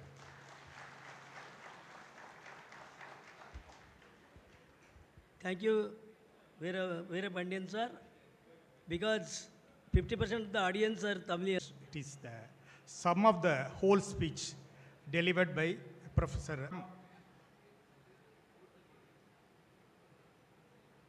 Coming from different area, even from different countries, speaking different languages, I welcome, I salute all of you for this conference. The topic of this session, academic session, is Centenary of Self-Respect Movement. All of you are aware that self-respect movement it was fought by Congress movement. At that time only Periyar started self-respect movement. Whether it is political freedom or social freedom, Congress party gave priority to the political freedom, whereas Periyar considered the priority should go for social freedom. That was the difference between the self-respect movement and the popular freedom struggle movement that prevailed in this country.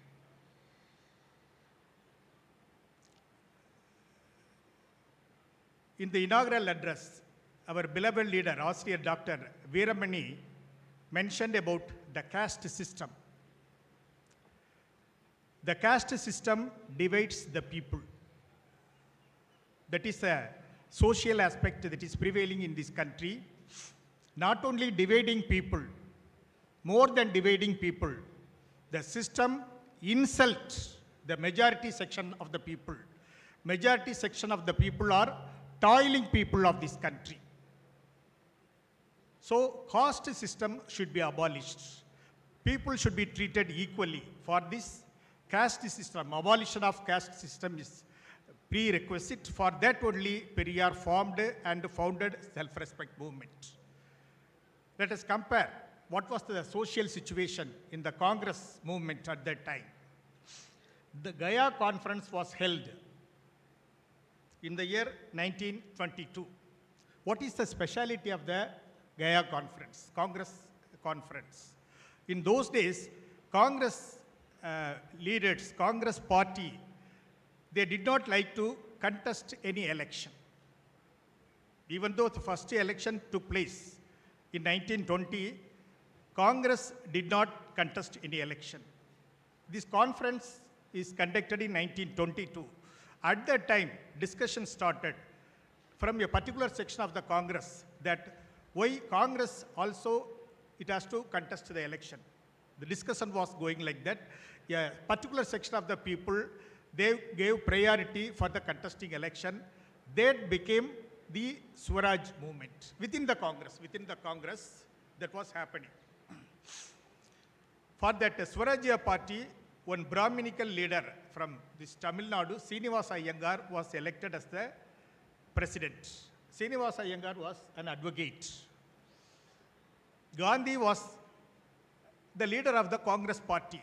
Gandhi gave a clarion call for the freedom struggle, appealing the people, officials, students, advocates to boycott their profession. Many lawyers, they came out of that profession. They did not go to the court. But the Srinivasa Iyengar, who was in Congress party, he refused to accept the appeal of Gandhi. In spite of Gandhi's appeal, he went and appeared in the court of law and argued his cases. The same person within the Congress in the name of Swarajya party, they want to contest the election.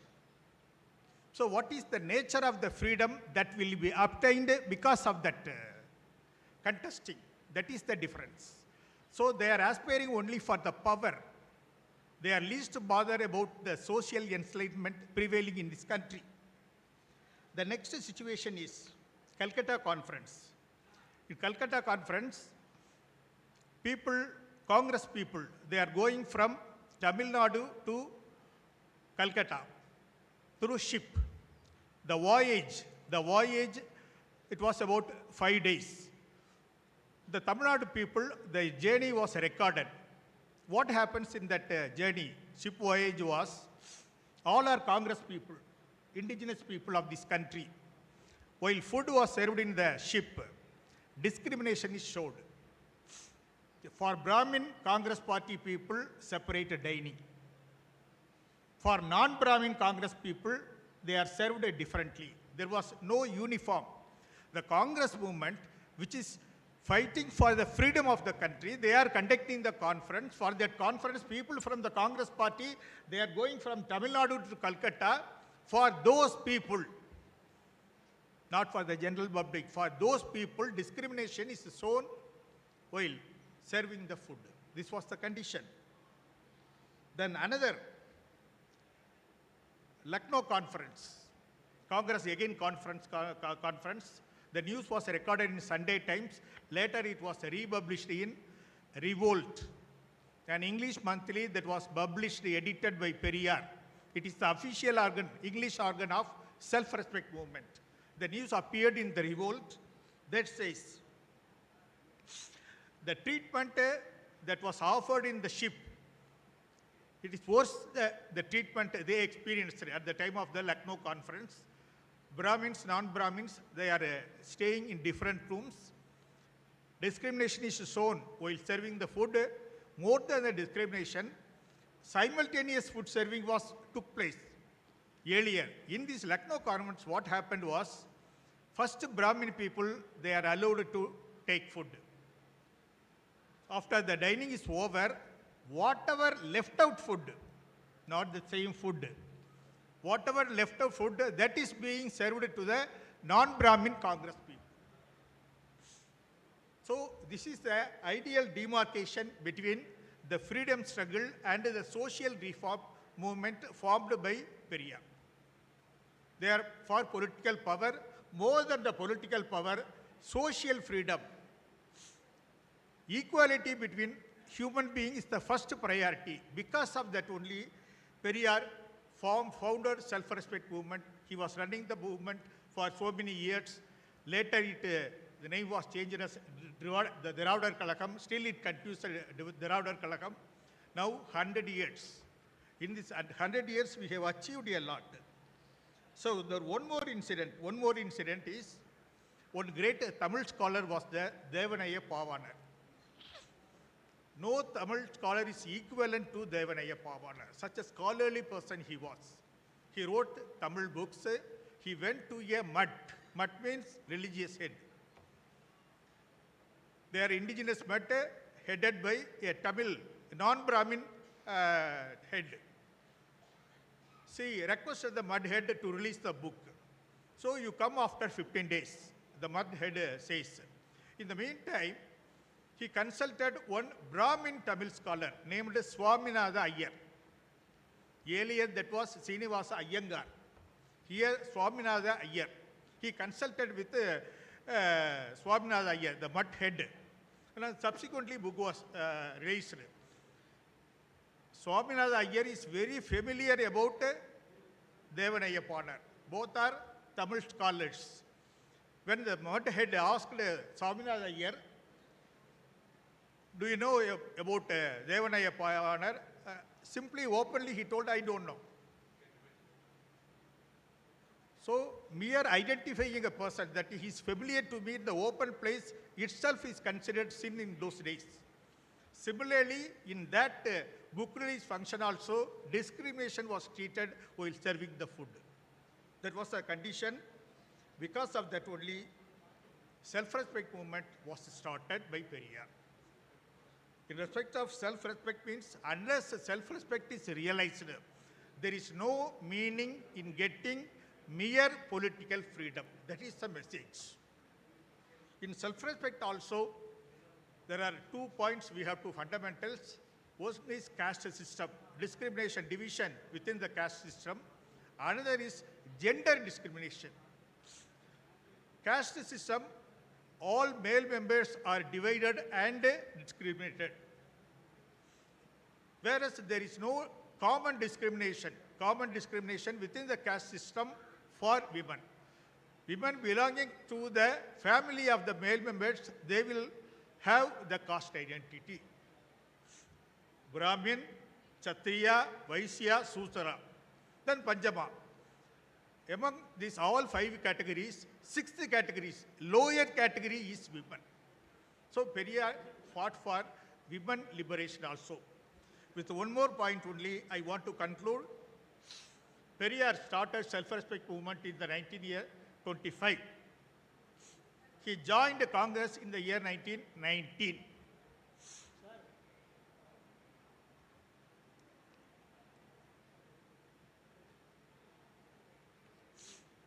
Before that, organizationally, there was no organization. Personally, he was progressive, lot of ideas he was having. In 1909, one incident happened in his family. That was, Periyar was progressive from his boyhood stage onwards. What happened is, his own sister's daughter got married. That is child marriage. The bride was 9 years old, bridegroom was 12 years old. So within 3 months, the bridegroom passed away. The 9-year-old girl, small kid, became widow. The girl comes to Uncle Periyar. Did I ask for the marriage? Why this should happen to me? She was crying. At that time, Periyar decided that I have to conduct again remarriage to this young girl. The determination he got. Periyar's family is very orthodox family. Orthodox family, except Periyar, all are very, very adamant and routine practitioner of religious practices. So Periyar thought that family members, they will not accept the remarriage of that girl. So without the knowledge of the family members, he, in his own style, he arranged from a third party and conducted the marriage. Family level, great opposition. Not only family level, Periyar family was a big business community in the Erode village. Erode village. That was a thing. Even because of the superiority in the economic status, the entire society, the community, they boycotted the family of Periyar. This condition was continuing for quite a long time. In the meantime, Periyar became the chairman of the Erode municipality prior to joining the Congress. At that time only, people who boycotted Periyar came to felicitate Periyar. Periyar was under the impression, because of the power they will come, but they will not take any tea, coffee or food in our home. Periyar was thinking like that. That formality's sake, he is asking the community people, immediately they took coffee and they took food also in Periyar's family. At that time only Periyar realized. Because of the political authority, only boycotted people in the same way. More than the political freedom, that self-respect plays a major role. With that idea only, these 100 years, because of the 100 years, lot of improvement that took place. Compare it to other states in Tamil Nadu, this trend should continue forever. With these few words, I conclude my talks. Thank you very much.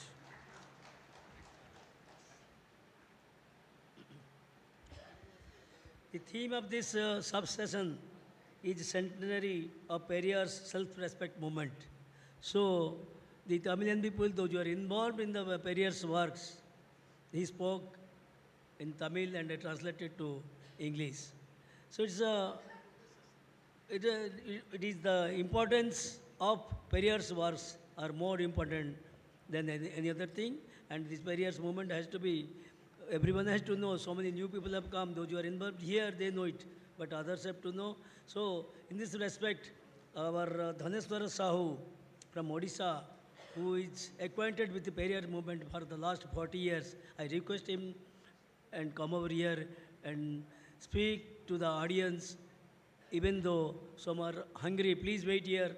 Some have gone for lunch and others will be coming and will be, please sit there. Whoever is here, please listen to our speakers. Only we'll close it by 2 o'clock. We are trying to close it by 2 o'clock.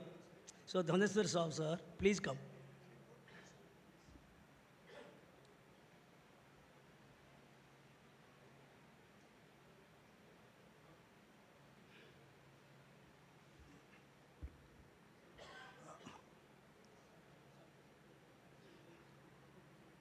Mr. Chairperson, esteemed paper presenters,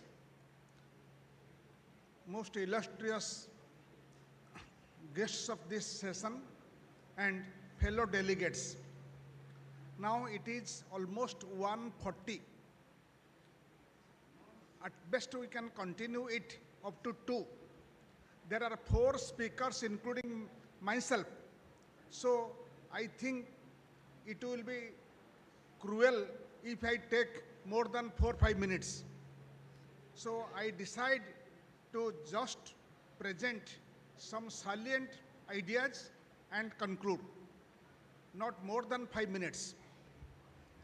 I had prepared a paper and Periyar's concept of self-respect, an overview. So in that paper, I have tried to discuss what is the concept of self-respect and how Periyar was a pioneer in the idea of a self-respect in human history. And as we know, Periyar was a social revolutionary. He was a reformer, humanist, rationalist, and a great thinker. He had no formal education. He was a school dropout. But the experience of his life and the society made him or became his university in his later life. And we know when he appeared in the scene of Indian philosophy, Indian social life, India was under colonial rule. But social colonialism was a greater evil than political colonialism, because without social equality, social democracy, political equality and political democracy will carry no meaning. That was his realization in those days, in the early part of 20th century. So with this conviction, he wanted to work to change Indian society and to annihilate most of the social evils that he found at his time. And we know the background on which Periyar formed the self-respect movement, started the self-respect movement nearly a century ago.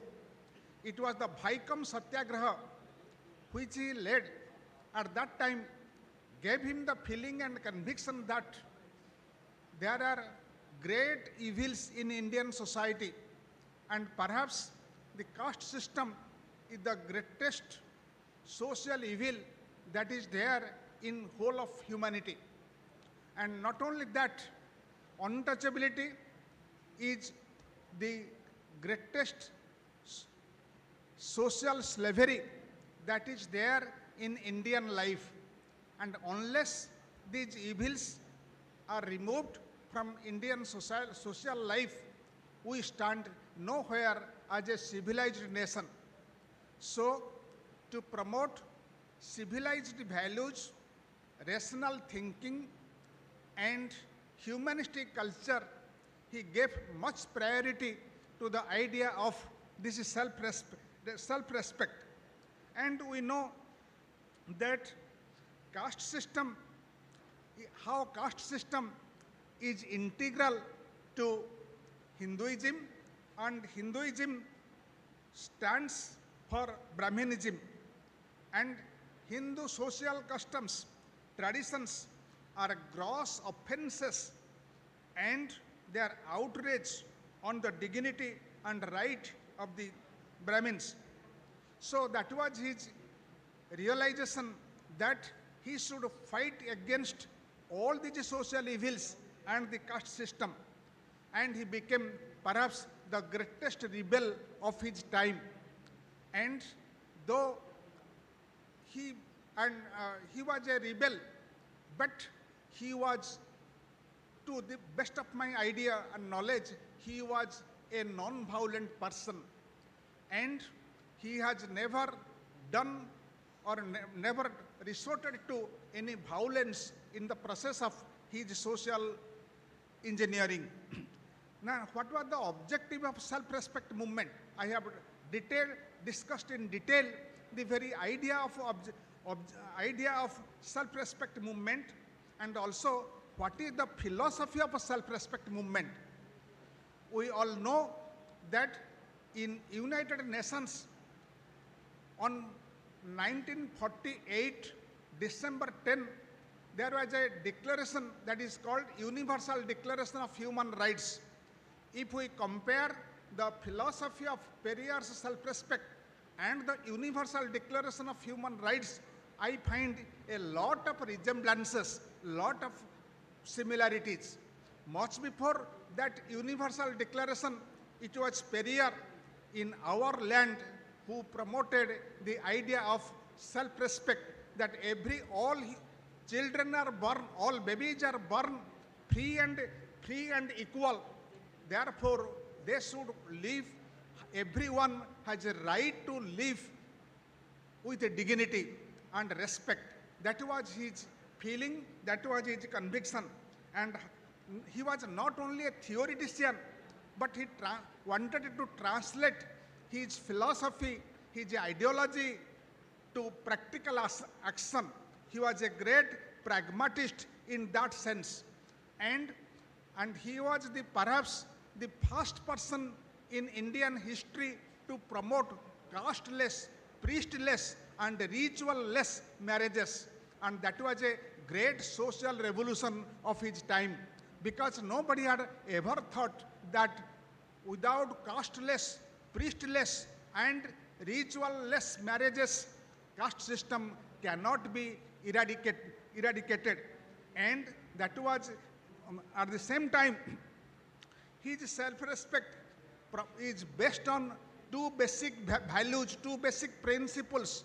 If we conceive of a triangle, on the one hand, there is rationalism, on the other hand, there is humanism. And on the top of the triangle, there is the self-respect. So self-respect movement, but concept of self-respect is founded on the basis of rationalism and humanism. Friends, there are many other things I have discussed. What are the basic ideas of rationalism, and what are the basic ideas of humanism, and how this self-respect has emerged from Periyar's concept of rationalism and humanism. that is in my paper. If it is published, you will be ready to, you will get the opportunity to read it, and I am completing my discussion here because there are 3 other friends to present their views. Thanking you. Thank you very much, sir. You are able to complete your speech within the limited time, and I know very well every time you do like this. The persons who are there here sitting in the audience, please keep yourself to your seat so that some people come. There won't be any break in any session, no lunch break. After this session, this first session, you will go for whoever are here, they will go for lunch. All are requested to please be on the seats. Now I request M. Govindaswamy from Malaysia, please come.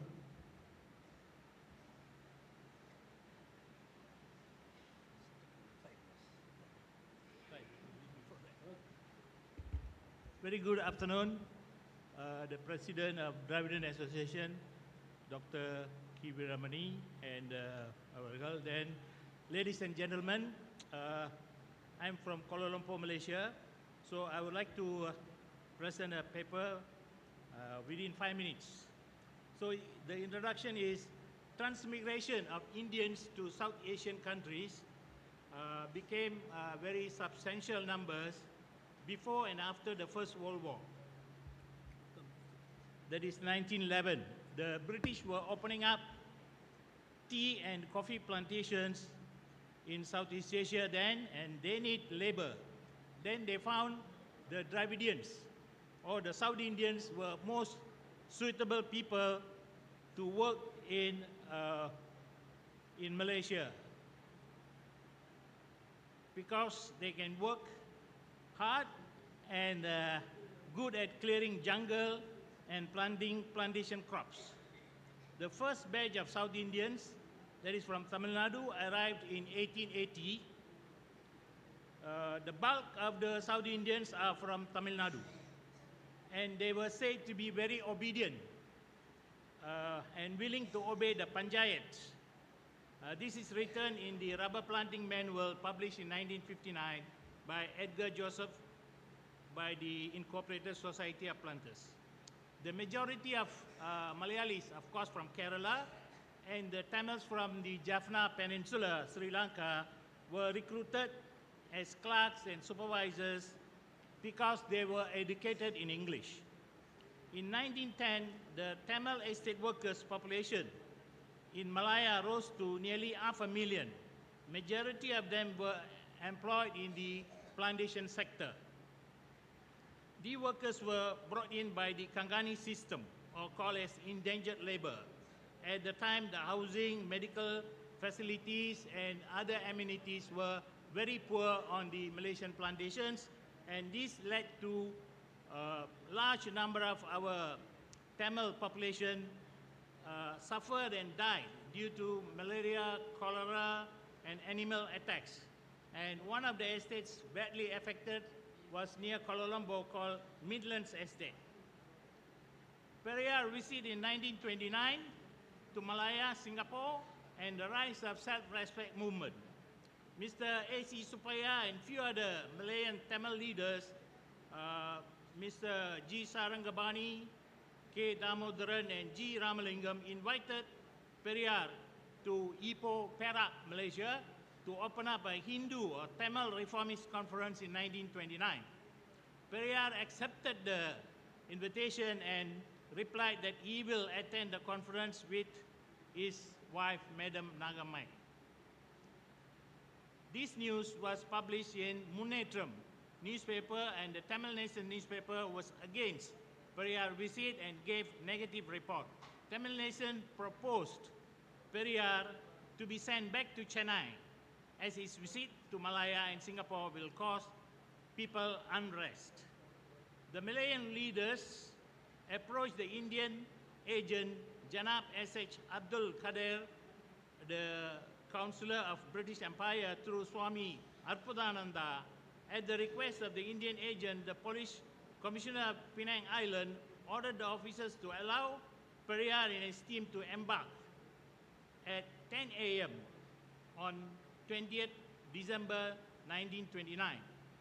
Periyar was accompanied by Madam Nagamma, S. Ramanathan, A. Ponnambalam, Sami Sidambaram, C. Nadarajan, Sokalingam, and N.B. Kaliappan. About 5,000 strong Tamils turned up at the port pier to welcome Periyar, and this was a result of Tamil Nation's publicity. On 23rd December 1929, Periyar declared open the Tamil Reformist Conference in Ipoh, and the conference was chaired by Janab Dr. Muhammad Gauss, JP. The flag was hosted by the Mr. R.P. Krishnan. The seeds of self-respect movement was sowed by Periyar in Malaya during this period of time. The formation of reformist associations after Periyar visit. 1929, Adi Diravadar Sangam was formed in Batu Pahat, and Tamil Self-Respect Association was formed in 1930 in Johor Bahru. The Tamil school teachers and Tandals, the Kanganis, were instrumental in the formation of branches all over Malaya. The Indian Tamils showed keen interest in self-respect thoughts and Malayan politics. In 1936, Adi Diravadar Sangam and the Self-Respect Association merged and formed the All-Malayan Dravidian Association. Later, as Malaysian Dravidian Association, officially registered with the government in 1946. After the visit of Periyar in 1929 and 1954, the record showed sudden rise in the cases reported to the labor courts and labor department about the poor working condition as a result of Periyar's speeches when he visited all the towns and estates. During this period, estate workers' union were formed in all the states. In 1946, all the small plantation workers' union merged and formed a large national union called National Union of Plantation Workers, headed by S.P.S. Nathan and P.P. Narayanan, Palayil Perumpalayil Narayanan. Periyar toured Malaya and Singapore. Both the visits were more than 20 towns, villages, and estates. His meetings were mainly organized by non-members of Dravidian Association, which include Chinese and Muslim volunteers. In Kluang, Periyar meeting was organized by Punjabi brothers and the Tamils. The Punjabis can speak Tamil, and also a meeting was organized by Chinese community leader in Klang. The Tamil newspapers such as Tamil Morosu and English newspapers, Strait Times and Indian Daily Mail gave wide coverage on the Periyar's tour to Malaya. I would like to quote the Andrew C. Wilfred words, another source of reform aside from Vedantam and Sanskrit, Hinduism that characterized the movement so far discussed came from anti-Brahmin or so-called Dravidian movement, which was growing in Madras in 1920 and 1930 under the leadership of Periyar. The man's efforts to counter Aryan hegemony in Indian nationalism and particular Gandhiism, Theosophy and other neo-Hindu movements had dramatic impacts on Tamil politics. The formation of Reformation Society in Malaya after Periyar visit had two main aims. One is to attack the Sanskrit Hinduism, which practices divisive and oppressive method. The second one is to self-torturing tenets of Kavadi, sacrifice animals in temples. Recognition of self-respect marriages in Malaysia. The Malaysian Dravidian Association under the leadership of Mr. K.R. Ramasamy presented the self-respect marriages to the Malayan government, and it was recognized in 1970, and the Dravidian Association officers were appointed as sub-registrar of marriages in many parts of the country. And another important thing which I have to mention here is the Dravidian Association visits Malakoff Estate, where the caste system was very high on those estates, where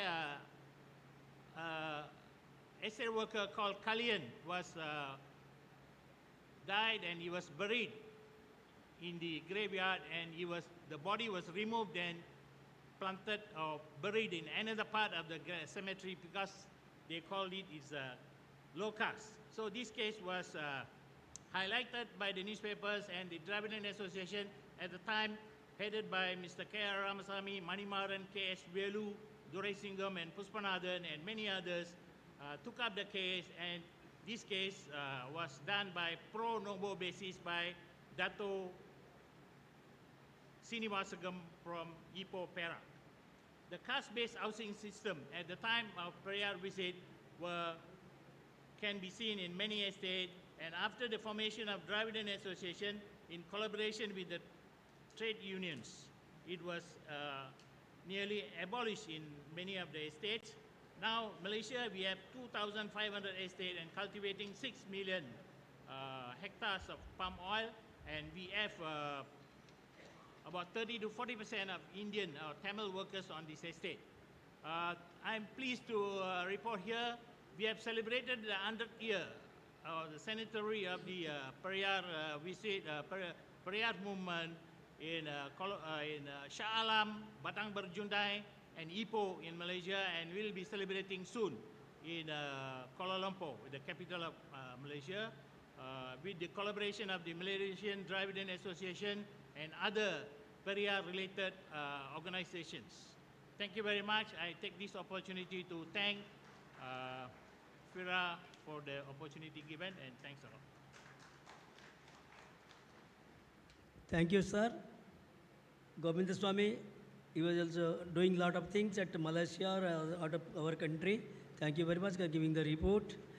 Now, I request B. Sambasiva Rao, the veteran leader of Telangana, who is doing a lot of work, 365 days, is busy in serving the people in this moment.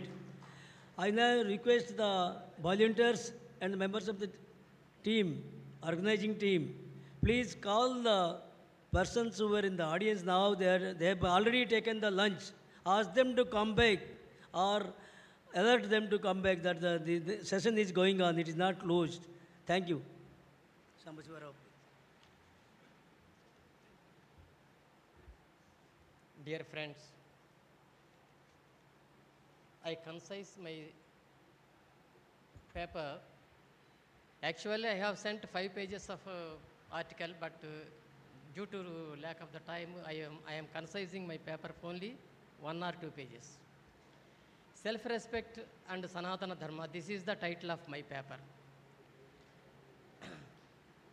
In 1925, 3 different organizations were founded. One is Communist Party of India, and the second is RSS, and the third one is Periyar's self-respect movement. In the independence struggle led by Congress Party, no proper support was given to the non-Brahmins, and a Brahmin domination was imposed on them.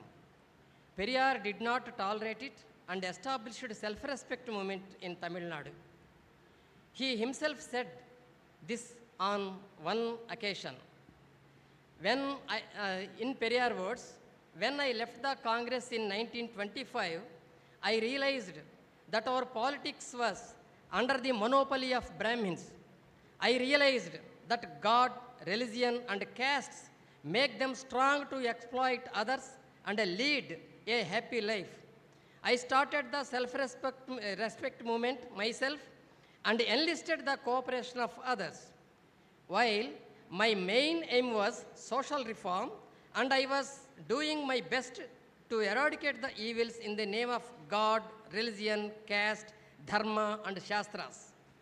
I had to take steps to prevent Brahmin domination in politics.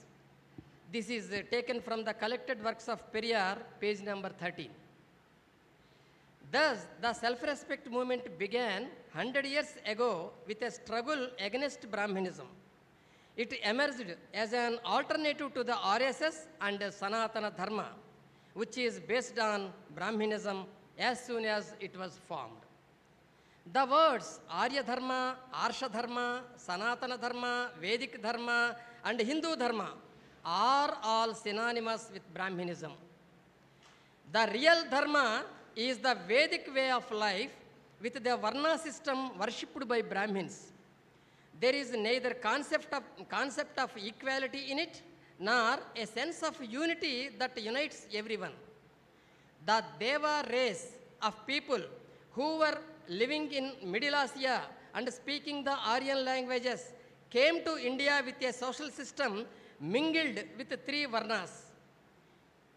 To serve them, Devas converted the aboriginal people of India, of this land, into fourth varna, that is Sudra. Aryans lived on the hills. Aryans created gaps among the aboriginals and imposed caste system. Those who helped the working class and those who lived on the hills were portrayed as avarnas and equaled them with animals. Those who were in the varna system were called manavas. The Vedas, Dharmashastras, Puranas and Itihasas emerged as Brahmin literature to stable the caste divisions and to assert Brahmin dominance over the society. All these things are against today's democratic values, human rights, and the concept of equality. All of these things enslaved the people to Brahminism without self-respect. That is why Periyar had to start the self-respect movement by declaring war on Brahminism and propagated equality. Recently, a nationwide debate was raised on Sanatana Dharma. In August 2023, Mr. Udayanidhi Stalin's comments on Sanatana Dharma raised discussions all over the country. Some court cases were also filed against him. Some Sanatanis cursed him and threatened him to kill him. However, Mr. Udayanidhi remained as the ideological heir of Periyar. In 2024, the same debate arose again. The debate that started on the adulteration of Tirupati Laddu moved towards the need of protection of Sanatana Dharma. Andhra Pradesh Deputy Chief Minister and Tollywood hero Mr. Pavan Kalyan suddenly became a Sanatana Hindu and warned Tamil Nadu Deputy Chief Minister Mr. Udayanidhi that those who want to eradicate Sanatana Dharma will be eradicated. Mr. Pavan Kalyan, who trespassed Hinduism in his personal life, never defined what the Sanatana Dharma is. Mr. Udayanidhi, however, declared that Sanatana means unchangeable Varna Dharma. It is like a harmful virus for our country, so it should be eradicated. No political leader has defined Sanatana Dharma so clearly as Mr. Udayanidhi. In 1904, the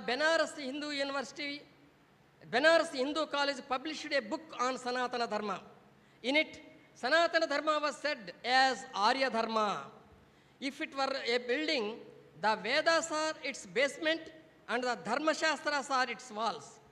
The Vedas describe an Aryan way of life. Aryans hated physical labor. Yagnas, yagas were performed while drinking somarasa, eating the meat of sacrificed animal.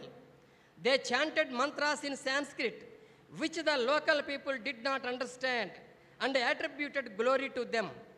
They fabricated the concepts of sins and virtues, heaven and hell, etc., and frightened natives. They established the post of king to protect their sacrifices and narrated that the king was equal to God. He who disobeyed the king should be killed. The king was praised by Brahmins as the lord of the land, Bhupati, because they have to grab lands from and grants, that is agraharas from him legally. First three varnas, Brahmins, Kshatriyas and Vaisyas respectively, reserved education, political power and economy for themselves and ordered Sudras to serve them obediently. All punishments to the same crimes were determined based on Varna Dharma. It was written in Smritis that Brahmins would never do anything wrong because they were gods on earth. So the king should never punish them. This type of bias was also observed in the matter of property rights. It is said that Sudras had no right to gain property and that if they have done, Brahmins could possess it. No taxes should be imposed on Brahmins.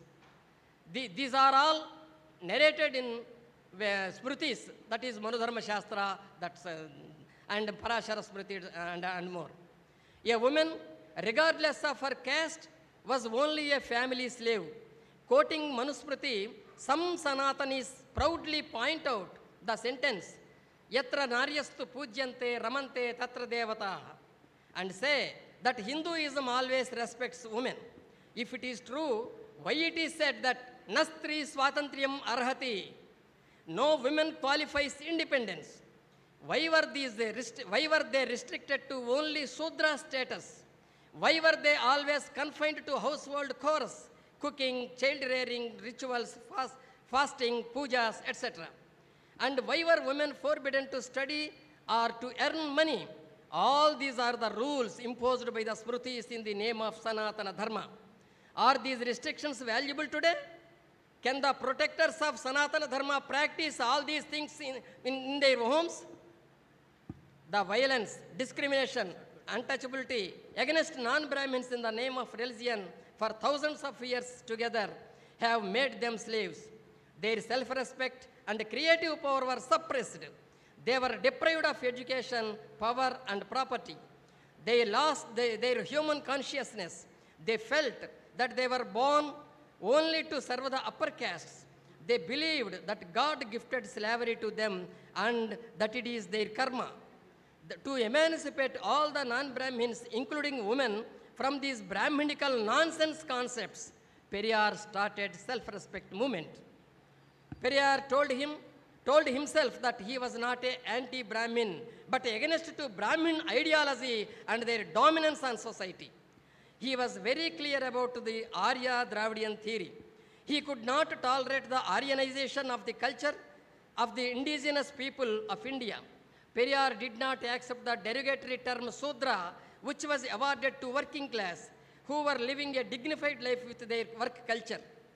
5,000 years ago, they built up a great civilization with their hard work before Aryan migration. That is the Harappan civilization. According to the available evidence, the Harappan people lived with God and without God and religion. They did not have caste or Varna barriers. They did not discriminate anyone in their social life. The source of today's Indian culture, which celebrates unity in diversity, is the heritage from Harappan civilization. It is a historical truth that all researchers have agreed that it was a Dravidian civilization. Exactly 100 years ago, in 1924, when British archaeologist Sir John Marshall first announced that truth to the world, Periyar would have been very happy to listen it. Periyar left the Congress party in 1925 because it did not accept reservations for non-Brahmins in the legislative assemblies. So he started the self-respect movement. In the period of 100 years, the movement has achieved a lot.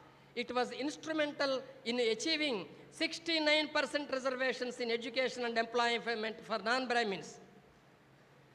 And self-respect marriages are increased in Tamil Nadu and all over India. It has prevented the Congress party from capturing political power in Tamil Nadu since 1967. It said no to Hindi and Hinduism. The unique thing is, the Congress party, which opposed reservations for non-Brahmins in 1925, changed its party constitution in its 85th plenary session held in Chhattisgarh in 2023 and resolved to reserve 50% of the seats of non-Brahmins in AICC and PCC.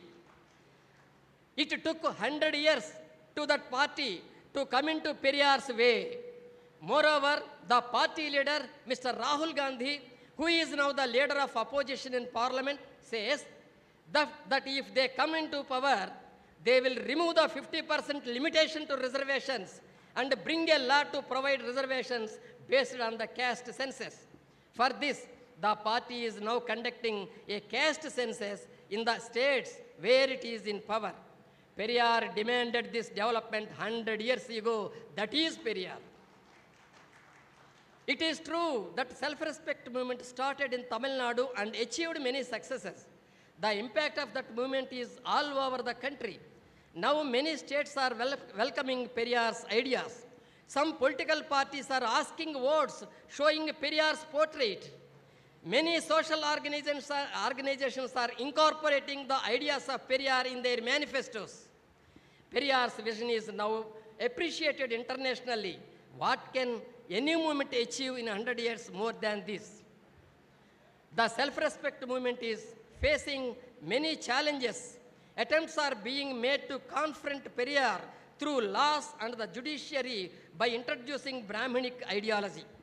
Sanatana Dharma is trying to defeat the self-respect of the people by creating new gods, initiations, worships, and superstitions. We should consider this seriously. Ideologically, we are powerful to confront Sanatana from the ancient materialists like Charvakas and Gautama Buddha, social revolutionaries like Jyotiba Phule, Chhatrapati Sahu, Ambedkar, and Periyar. Many have given us power to confront it. If we can instill it in our minds and propagate it among people with commitment in a democratic manner, Sanatana will perish. I submit an action plan for this in my paper. That plan is given in my lengthy paper. It will be published in Modern Rationalist also. Now, we are witnessing a crisis. Youth and women are distancing from our ideology. In these times, Periyar also experienced this crisis. In his times, Periyar also experienced this crisis. He overcome it by reaching with his talents. He converted orthodox thinkers into self-respected with his laborious activities. He is an exemplary to us. First, we have to overcome our cyber illiteracy. We have to reach them with the electronic and print media. We have to come action plans. Two, into the public arena. Our commitment and practice will measure the result of our ideology. Thank you, one and all. Shambhasivara, very much thanks. You have nicely presented the movements of Periyar, and whoever is there, they are listening, giving their attention. I request now the last speaker, Iringal Krishna from Kerala. I know him that he is a good, he collects so many things. He works hard for this moment. He is working in Kerala and he is doing well. And now I ask him to speak on Periyar's activities and the impact on people. Thank you. Sir, please comment. Sir, be very brief. All are hungry, and I request you complete as soon as possible.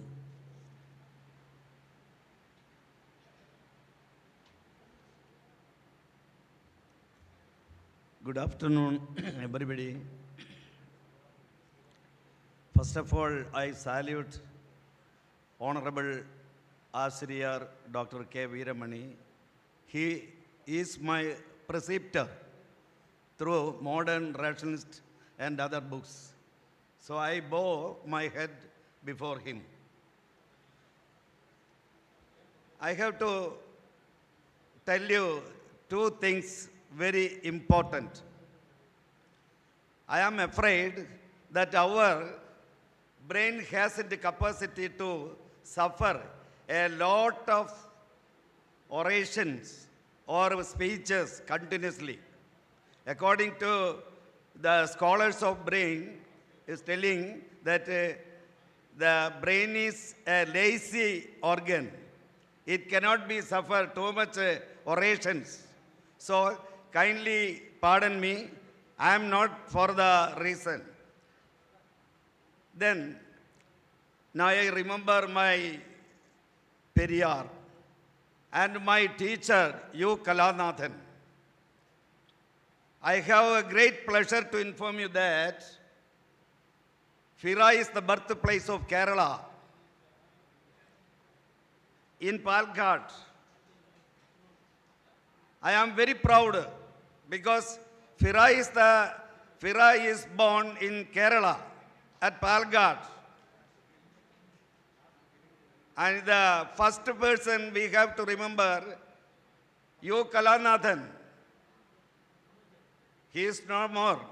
But I have great pleasure, the people who are here, Tamil brothers, exposed his name and his remember by giving the name U. Kalanathan in the dais. So, the people who conducted the meeting gave us 4 subjects. I selected the first one, the centenary of Periyar in the self-respect movement. So, I will tell certain things and you can see a small video after my talk. I selected the rise of Periyar, the dawn of self-respect movement. I will give the instruction to them. The self-respect movement was a novel idea introduced by Periyar. Why this kind of idea was innovated in his mind? Because of his observation around his life and era. He understood everywhere the downtrodden were suffered a lot due to the upper class, especially the Brahmins. People and their meaningless rituals. They presented that their people were the real heirs of the land or heirs of the earth and sky. They even worshipped the planets and the universe. They believed that they were the right people to govern whole world. They made a certain poetic slogan in Sanskrit language and established the ideas among the common people in Sanskrit. Devadhinam Jagat Sarvam, Mandradhinam tu Devadam, Tan Mandram Brahmanadhinam, Brahmano Mama Devadam. Meaning, the whole world is under the control of Almighty and its power. The power is under the control of mantras. The mantras were under the control of Brahmins. Therefore, Brahmins are our God. These poetic slogans they propagated everywhere. They suppressed all people by pretending they were the wisest in the world. They cheated the downtrodden and middle class people. But Tandai Periyar rose as a sun in the sky of social sphere. Even in his childhood, he got chances to hear Vaishnava gurus like mythologies as his house. He started questioning the contradictions and illusions in the stories of Hindu deities spread by the Aryan race. Gradually, he deeply concentrated in rationalism and atheism. He reformed himself by observing, studying, thinking, and comparing all the Dravidian race and the Hindu race. It was a long process of his mind and recognition, the pulse of foresight. Tandai Periyar got many bitter experience from Kashi in the Dravidian, in the bank of the holy river Ganges and Varanasi. Many questions were arised in his mind. He asked many questions himself comparing the pitiful life of Dravidians and the Brahmins. Ajit, please. Now, I am giving a small video to reduce my talk. So,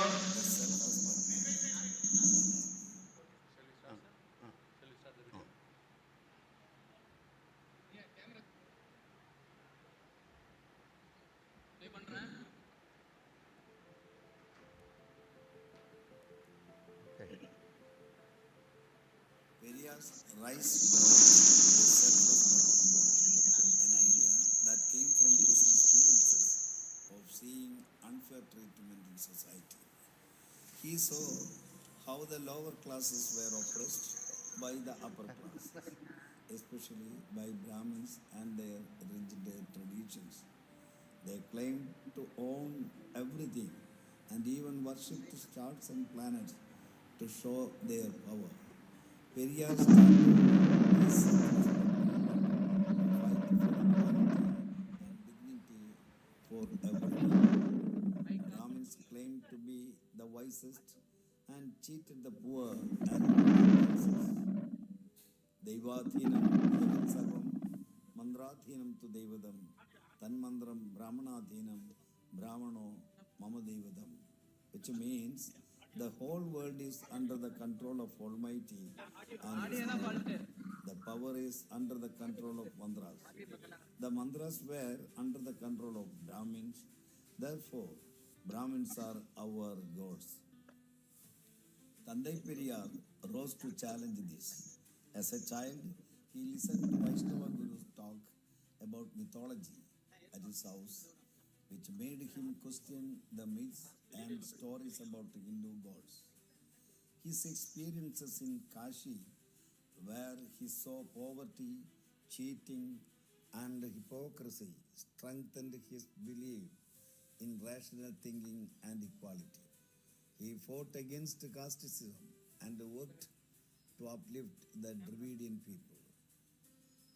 Periyar stopped wandering and focused on studying casteism. He decided to dedicate his life to improving society.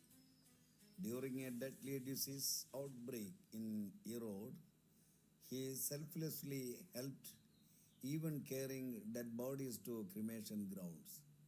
In 1905 and 1906, he resolved disputes among traders and gained respect. He connected with Tamil scholars like Ayodhidasar and Maruthi Pillai, expanding his vision. He became Erode municipality chairman and honorary magistrate. Later, he joined the Congress party, supported Gandhiji's movements, promoted Khadi, and fought against liquor by uprooting his own coconut palms. His wife and sister also supported these causes. He dedicated his life to abolishing caste discrimination and untouchability. He led strong protests against Brahmin oppression and joined the Vaikam Satyagraha in Kerala, fighting for the rights of the oppressed to enter temple premises. Later, he led similar movements in Tamil Nadu, was jailed twice, and helped open streets to untouchables. These efforts led to the birth of the self-respect movement, promoting Dravidian identity, equality, rationalism, and ethicism. Periyar inspired political, social, and cultural revolutions, challenging caste-based oppression. He passed away on December 24, 1973. Dr. K.Veeramani, Periyar's successor, continues his legacy by leading the self-respect movement as a global organization. He has expanded its reach, advocating for social justice, education, and rational thought. Dr. Veeramani is known for his commitment to Periyar's vision and for empowering the younger generation with the principles of equality and self-respect.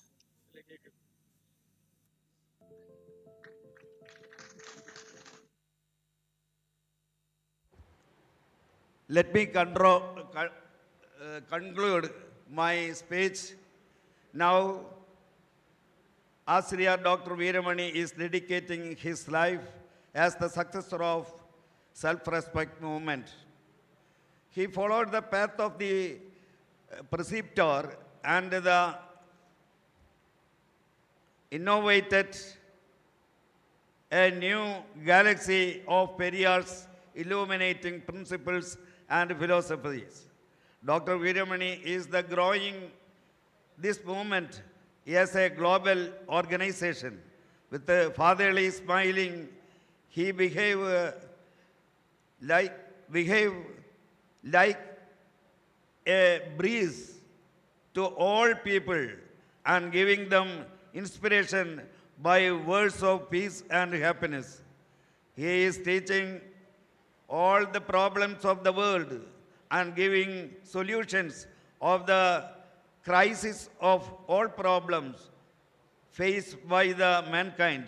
Let me stop this small article with a word of Periyar: bring right when we fight. Thank you, all of you.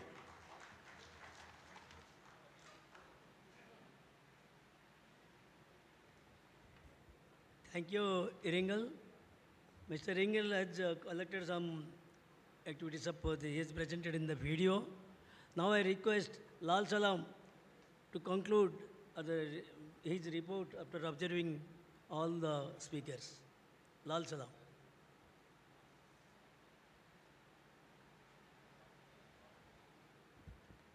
Good afternoon, comrades and delegates.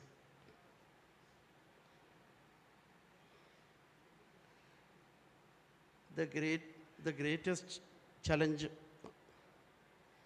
our country is facing today is rightist ideology is being injected into the brain of common man through very indirect means through newspaper, through amending school syllabus,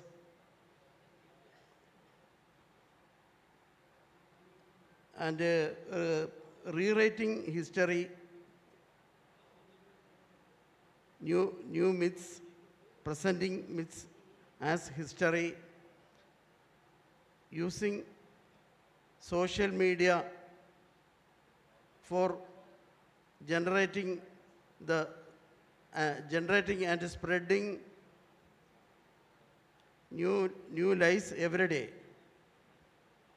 See, there is a report on 18th May 2022 on the Hindu newspaper.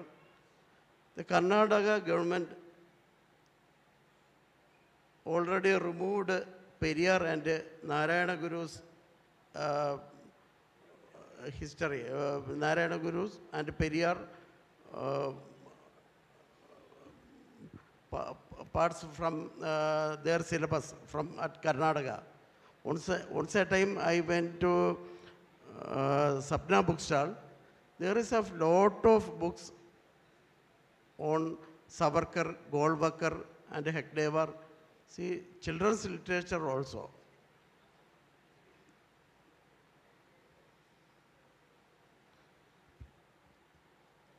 And our greatest challenge is to ideologically equip ourselves. For this, we have to understand the critically analyze what our enemies are doing every day and fight and defeat them at the root itself. We will have to devise new ways and methods using all modern technologies which our enemies are already using. We will have to outsmart them. The full strength of the social media platform has been to be used. This is only possible. This is only possible only by giving a lead role to the younger generation. The present stage of affairs of our organization, when viewed from this angle, is highly depressing. It is unfortunate that our organization, which is expected to lead rationalist associations of India, do not even have a proper website. It is only when we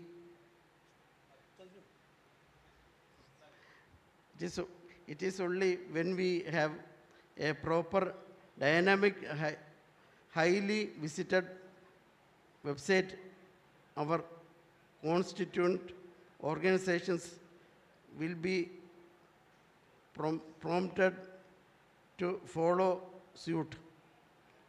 The modern technology has made continuous and widespread discussions and exchange of ideas possible only engaging in conditions exchange of ideas. We will be able to sharpen our weapons, win our war for a humanist and secular India.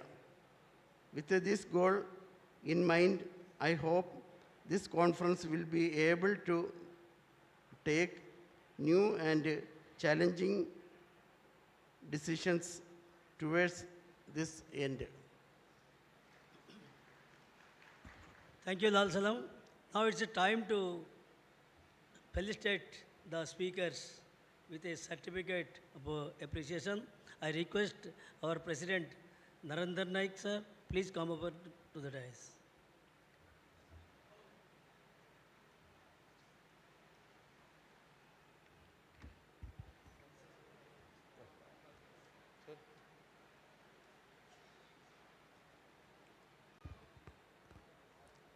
I request Dr. Narendra Naik to give the certificates to our comrades.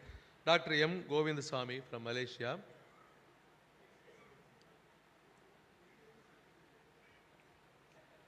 B. Sambasivarao from Telangana.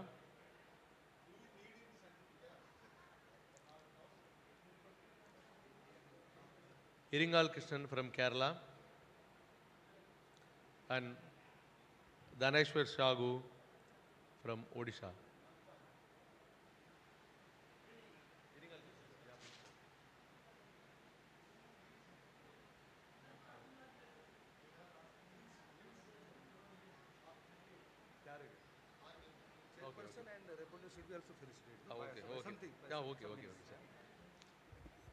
Before concluding this session, we must thank the persons who are remaining in seat to encourage our speakers, including our Asri Raya.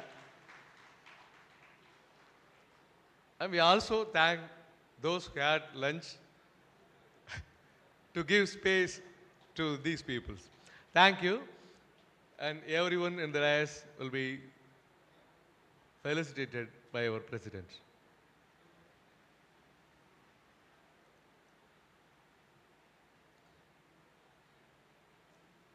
And the next academic session will continue without break.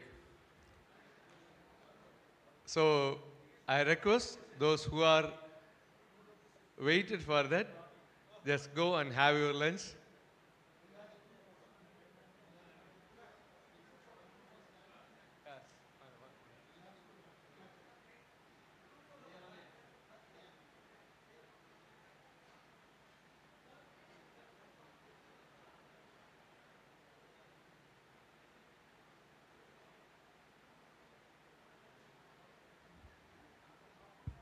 நன்றி. மதிய உணவு நேரம் தள்ளி போனாலும் கூட இந்த அமர்வை முடித்து தர வேண்டும் என்கிற உணர்வோடு அமர்ந்து அனைவரையும் ஊக்குவித்த தமிழர் தலைவர் ஐயா ஆசிரியர் அவர்கள் உள்ளிட்ட அனைவருக்கும் நன்றியை மீண்டும் ஒரு முறை தெரிவித்துக் கொள்கிறோம். அடுத்த அமர்வு தொடங்குகிறது. கழகத்தினுடைய பொதுச் செயலாளர் முனைவர் துரை சந்திரசேகரன் அவர்கள் இந்த அமர்வுக்கு தலைமை ஏற்கிறார்கள். இந்த அமர்வில் மிக முக்கியமான தலைப்பு விவாதிக்கப்பட இருக்கிறது. இந்தியாவில் புதிதாக கொண்டு வரப்பட்டிருக்கிற 3 சட்டங்கள் பகுத்தறிவாளர்கள் சமூக செயல்பாட்டாளர்கள் மீது என்ன தாக்கத்தை ஏற்படுத்த போகிறது என்பதை விவாதிக்கக்கூடிய அமர்வாக இந்த அமர்வு